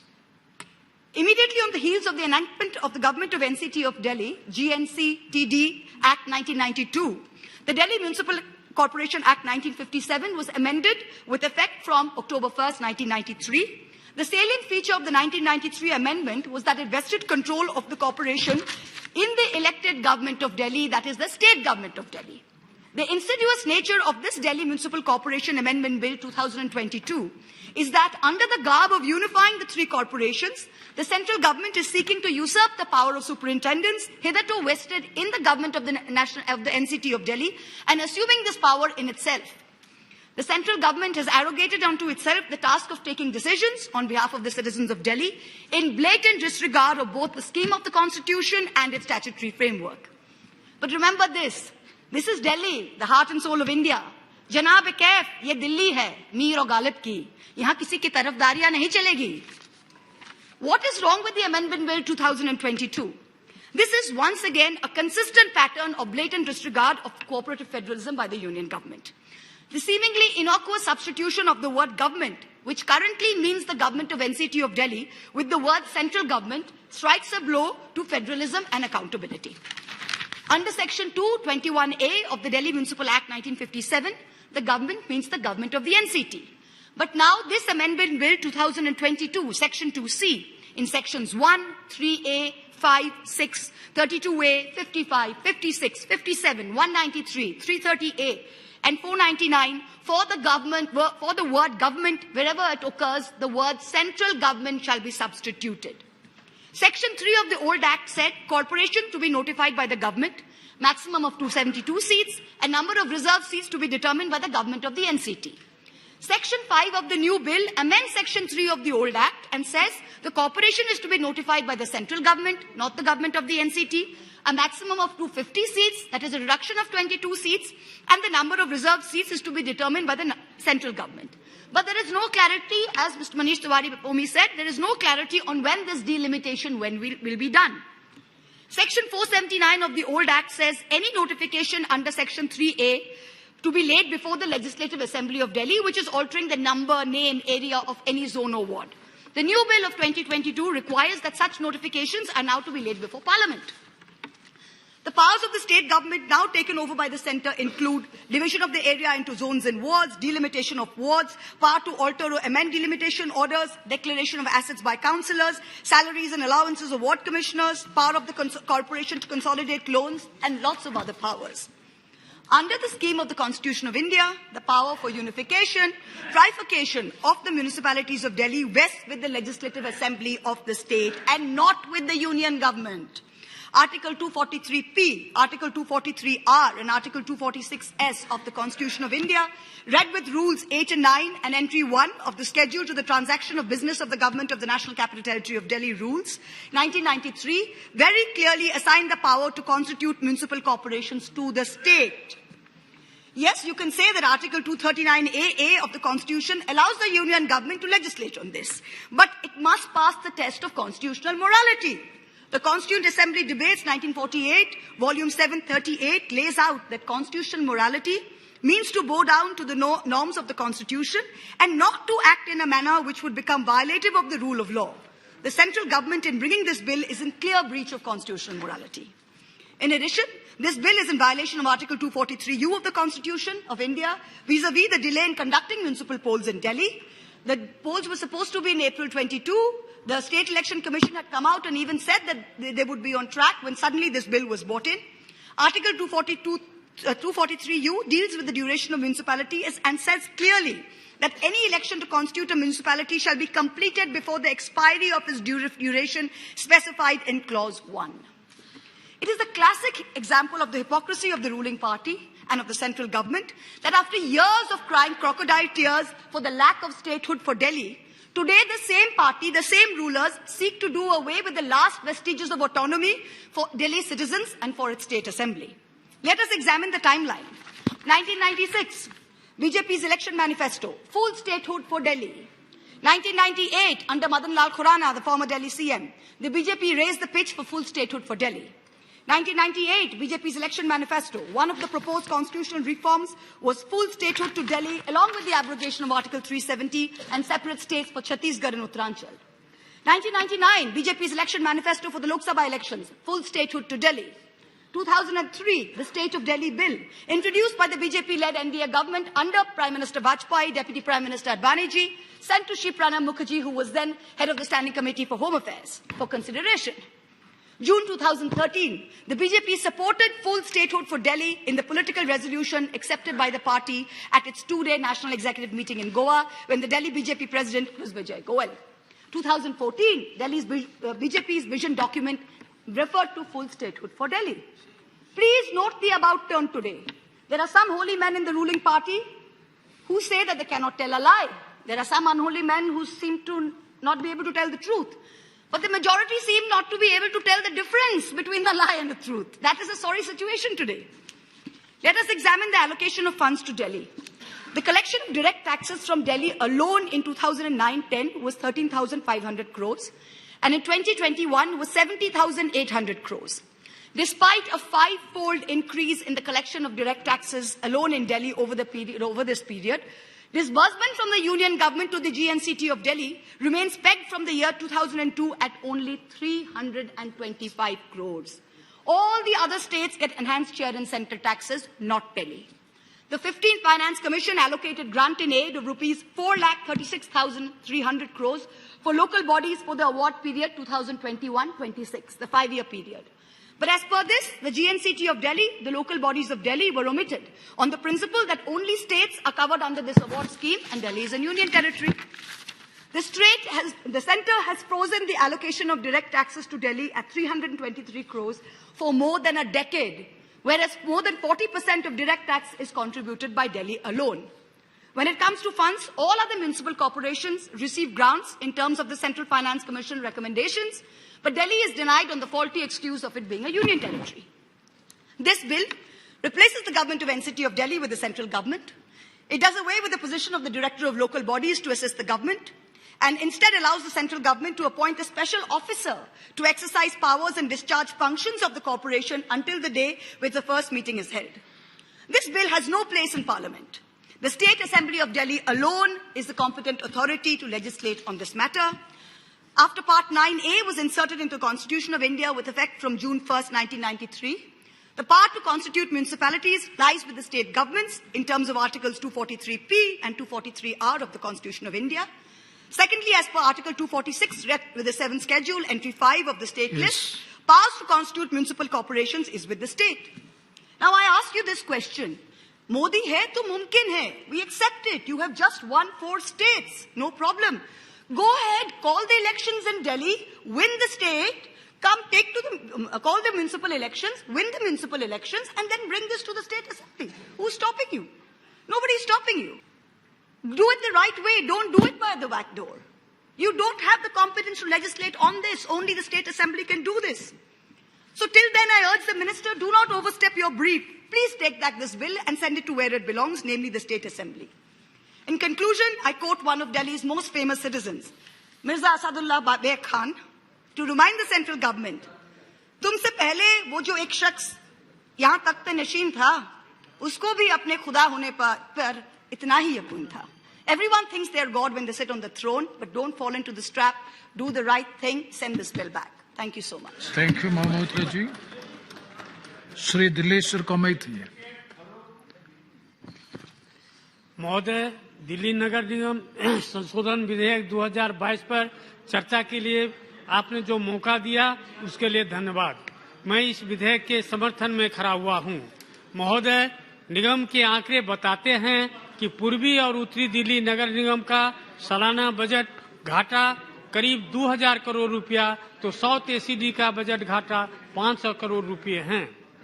तीनों निगमों में करीब 1,20,000 कर्मचारियों का सालाना 8,900 करोड़ रुपये खर्च होते हैं और तीनों निगम जो खुद को सालाना रेवेन्यू पैदा करते हैं वे 6,700 करोड़ रुपये हैं. अनुमान है कि एकीकरण के बाद करीब 200 करोड़ रुपये बचेंगे. नॉर्थ, साउथ और ईस्ट एमसीडी के आर्थिक हालात और एमसीडी में कार्यरत हजारों कर्मचारियों के वेतन की समस्या हल करने के लिए केंद्र सरकार एमसीडी का एकीकरण कर रही है, जो सराहनीय है. महोदय, गत 64 वर्ष के सफर के दौरान नगर निगम के हाथ से अनेक महत्वपूर्ण अधिकार चले गए हैं. वहीं कांग्रेस शासित सरकार के द्वारा 13 जनवरी 2022 को दिल्ली नगर निगम का विभाजन का भी सामना करना पड़ा.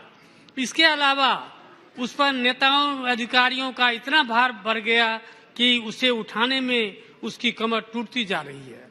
वर्ष 1958 के दौरान 11 स्थानीय निकायों और 1 दिल्ली जिला बोर्ड का विलय करके नगर निगम का गठन किया गया था. उस समय नगर निगम के पास बिजली, पानी, डीटीसी, अग्निशमन जैसे महत्वपूर्ण विभाग थे.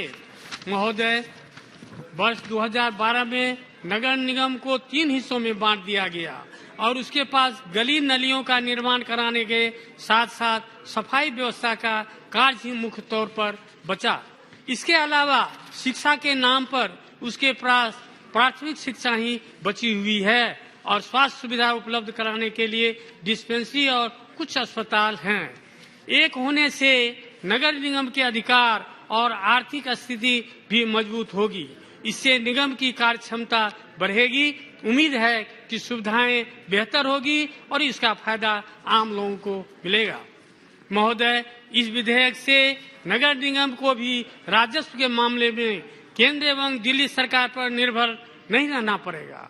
नगर निगम को प्रतिवर्ष करीब 12,000 करोड़ रुपए राजस्व के तौर पर प्राप्त होने की संभावना रहेगी, जबकि उसका खर्च 10,000 करोड़ रुपए तक होने का अनुमान है, क्योंकि नगर निगम का मुख्यालय होगा और तमाम विभागों में प्रमुख अधिकारियों के साथ साथ अन्य अधिकारियों की संख्या कम होगी. एकीकरण एमसीडी से अलग अलग डिपार्टमेंट हेड के वेतन और उनके भत्ते में बचत होगी. वर्तमान में 3 एमसीडी के 3 कमिश्नर हैं. एमसीडी में जो अलग अलग 36 डिपार्टमेंट हैं, उनमें 108 हेड ऑफ डिपार्टमेंट है. तीनों एमसीडी के 3 मेयर और प्रत्येक का लंबा चौड़ा स्टाफ है, जिसके वेतन और अन्य सुविधाओं पर हर साल करोड़ों रुपए खर्च होते हैं. यूनिसेफिकेशन के बाद सिर्फ 1 कमिश्नर, 1 मेयर, उनका थोड़ा सा स्टाफ होगा. इसके अलावा 36 विभागों के लिए 36 हेड होंगे। ऐसे में हर साल करीब 200 करोड़ रुपए जो इनके वेतन और भत्तों पर खर्च होता है उसमें बचत होगी। कर्मचारियों के बकाया वेतन की जो समस्या कुछ सालों से है वो लगभग खत्म हो जाएगी।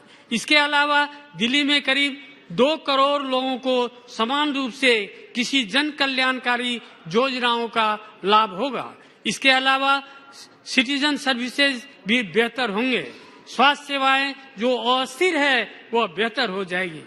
महोदय, केंद्र सरकार दिल्ली को एक बेहतरीन नगर निगम देने जा रही है।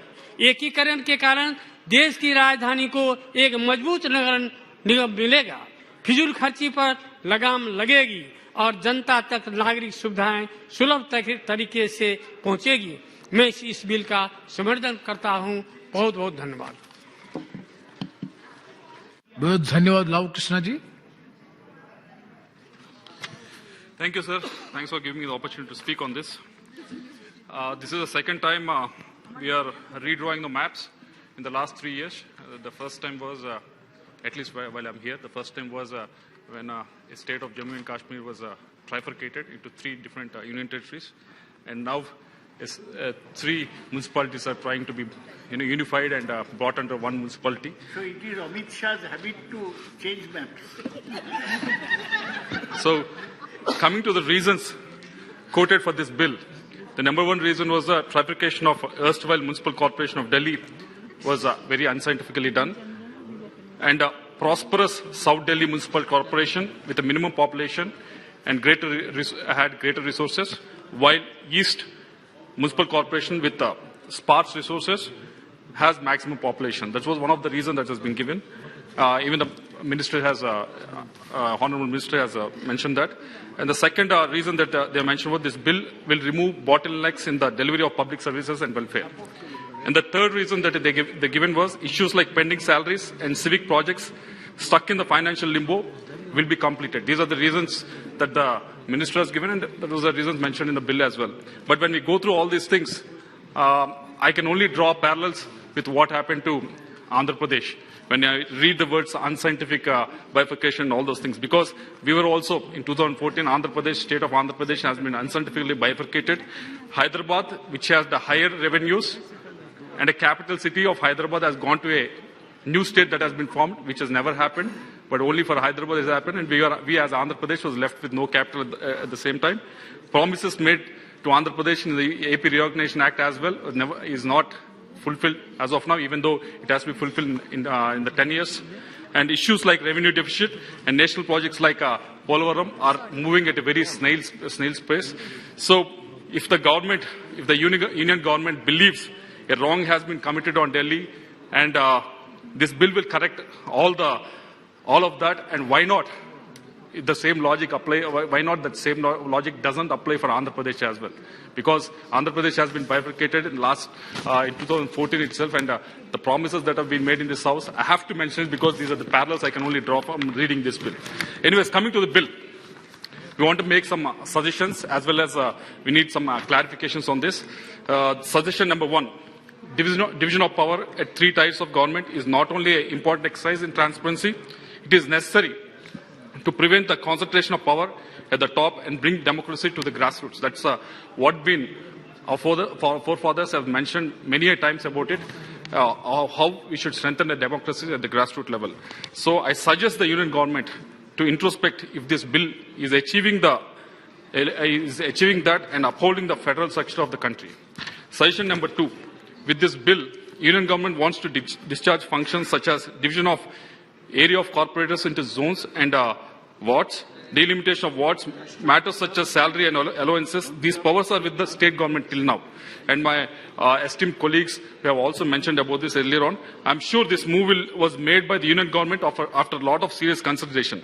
If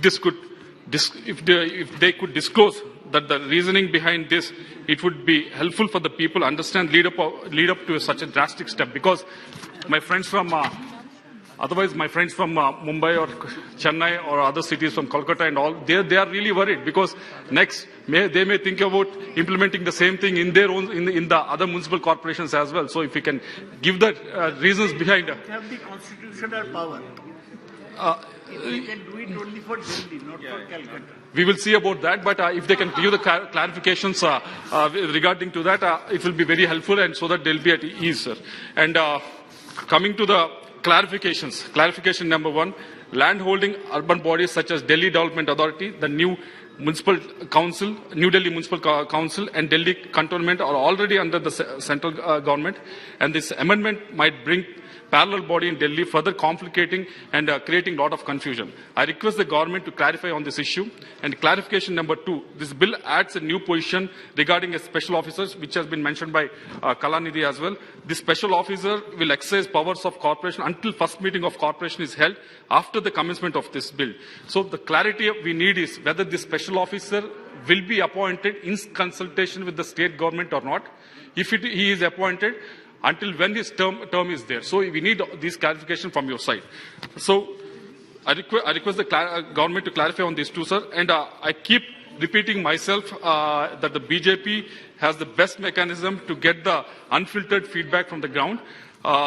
They have the results in the elections have been showing for the last 7 or 8 years that you have one of the best mechanism, but they have also faulted in some of the decisions that have been made. Like for example, when we rush some decisions without taking the opinion from the people, like farm laws, sometimes we have to face the brunt of it, and you have faced the brunt of it. So I request, humbly, I would request that you use this strength, wherein you get the unfiltered feedback from the people. So use this strength and try to listen to the people, and don't make the decision in the haste and threaten the sanctity of the federal structure, sir. Thank you very much. Next, thank you, Shri Arvind Savanji. माननीय chairman sir, बहुत बहुत धन्यवाद। एक महत्वपूर्ण विधेयक इस देश की नीति राजनीति की दिशा बताने वाला विधेयक है। ये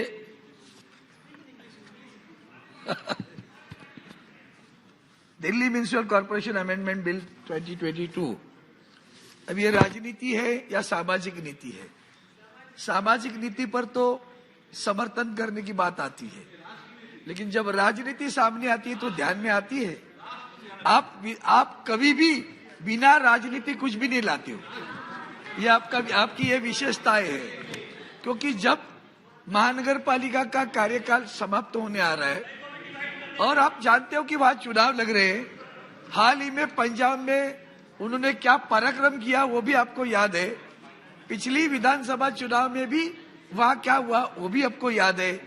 हो सकता है उसके डर के मारे होगा तो ये लाया होगा, लेकिन पहले मैं आदरणीय गृह मंत्री जी ने जो बात की उसके ऊपर बात करता हूं।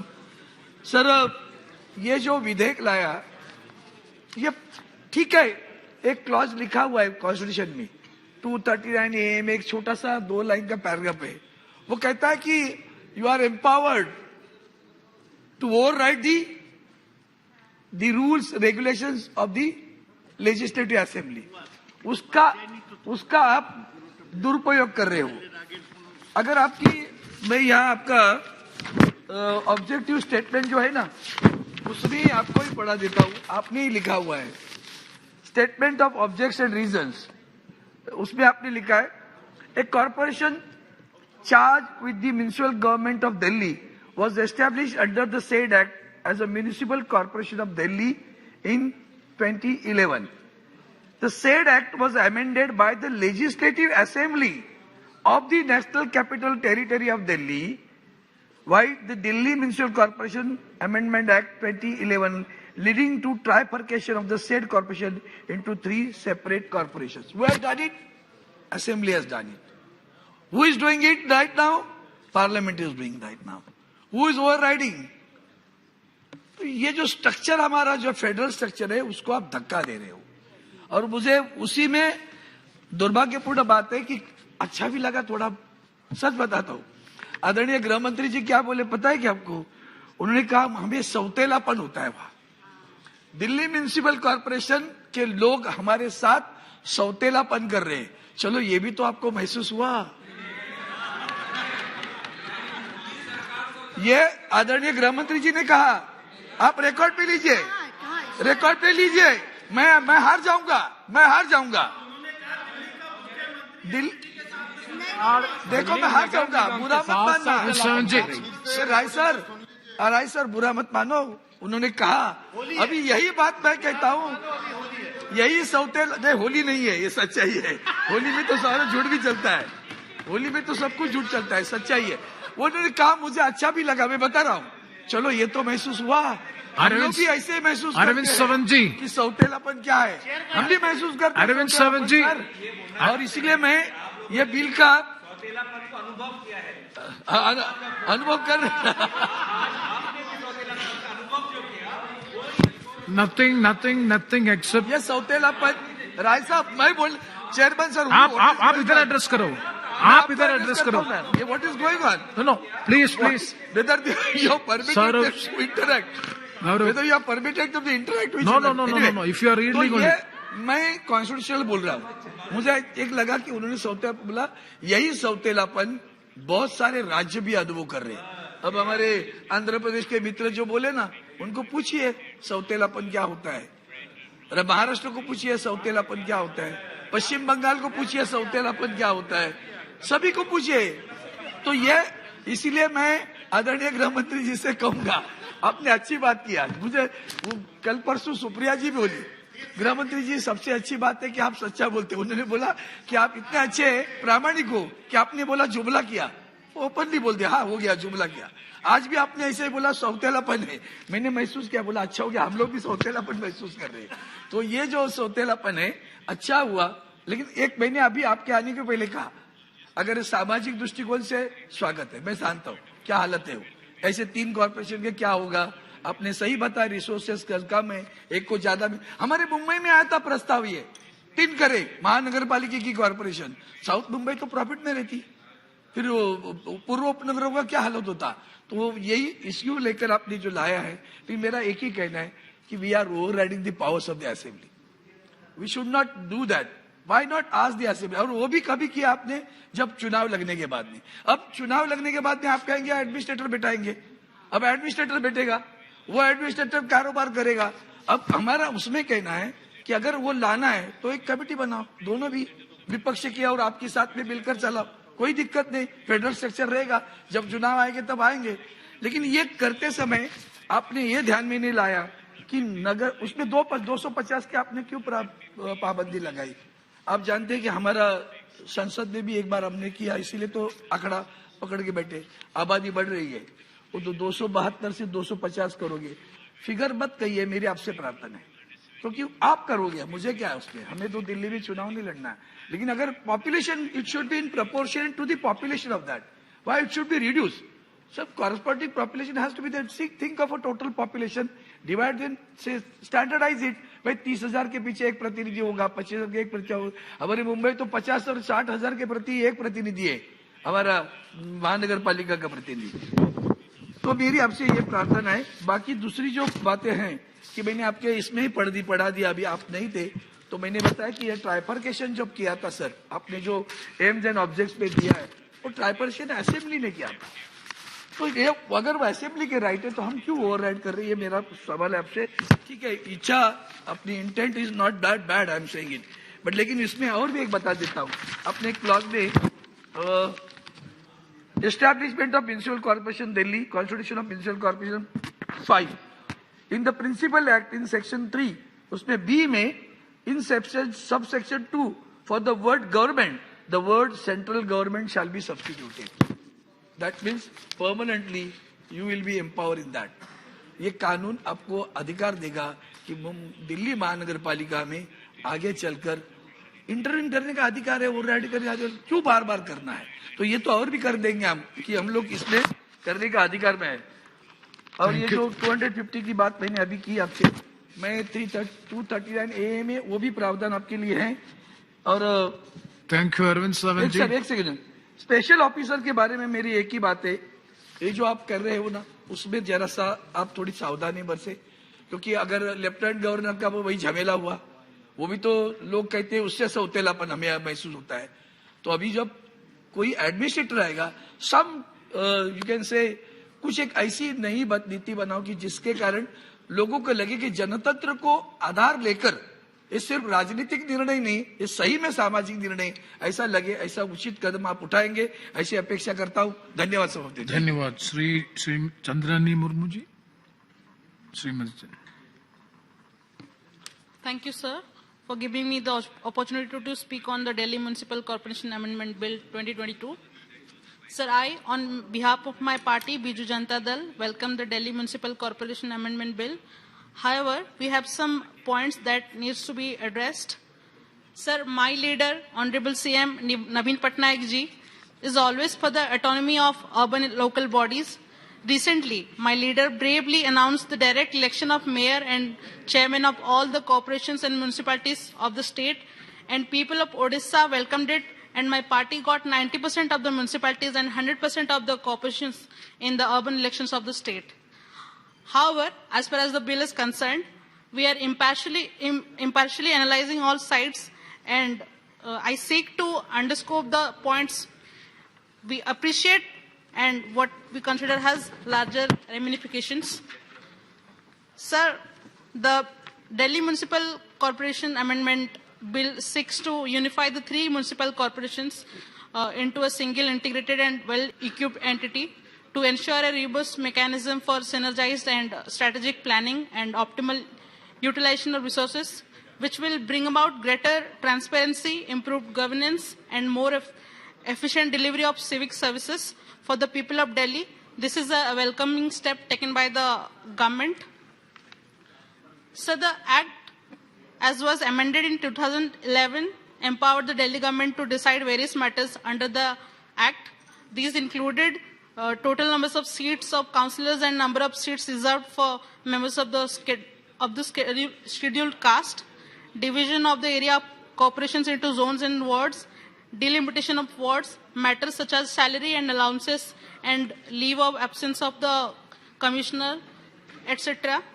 Similarly, the Act mandated that the commissioner would exercise his powers regarding building regulations under the general superintendence and directions of Delhi government. The bill instead empowers the central government to decide these matters. So the Act provides that the number of seats in the three corporations taken together should not be more than 272. The 14th schedule to the Act specifies 272 wards across the three corporations. The bill states that the total number of seats in the new corporation should not be more than 250. Sir, reducing the number of seats means a new delimitation exercise will have to be conducted, which experts say will take at least 3 months, but is more likely to take much longer, which means the municipal elections would be delayed further. The previous delimitation, which had been taken place before the 2017 MCD election, had taken approximately 18 months.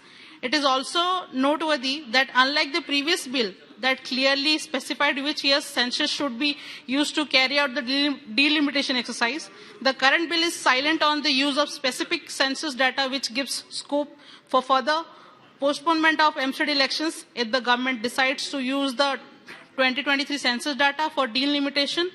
During this period, the MCD will be ruled by a nominated special officer instead of democratically elected representatives.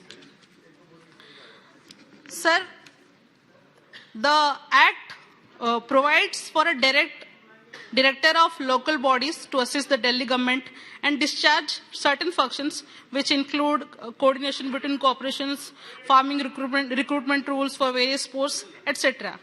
But this bill, sir, omits this provision for a director of local bodies. The bill provides the central government may appoint a special officer to exercise powers of the corporation until the first meeting of the corporation is held after the commencement of the bill. Sir, the bureaucratization that is happening is a great matter of concern. Sir, all powers is being assigned to central government, sir, which is not viable totally. Sir, the bill adds that obligatory functions of the new corporation will include establishing an e-governance system for citizen services on anytime, anywhere basis for betterment, accountable and transparent administration, which is a really good step, and we totally appreciate it. Sir, the another thing that is very concerning is the change in the replacement of the word government with central government in all places of the bill. The bill hence seeks to curtail the powers of the elected government of New Delhi by introducing central hegemony. Some of the operational areas from which the bill proposes to keep out the Delhi government includes funds, the demarcation of municipal zones, consultations in case of a delimitation exercise for municipal wards, providing recommendations and approval for building bylaws, and the power to hold councillors, officers and municipal employees accountable for loss, waste or misapplication of money or property owned by or vested in the corporation. Sir, this is a direct encroachment on the facet of federalism as enshrined in the Constitution. Sir, my last point, according to the recommendations of 14th Finance Commission's report, which was accepted by the Union Government in February 2015, the centre is supposed to give a grant of rupees 2.87 lakh crore to state governments every year, of which rupees 87,144 crore is meant for municipalities. But Delhi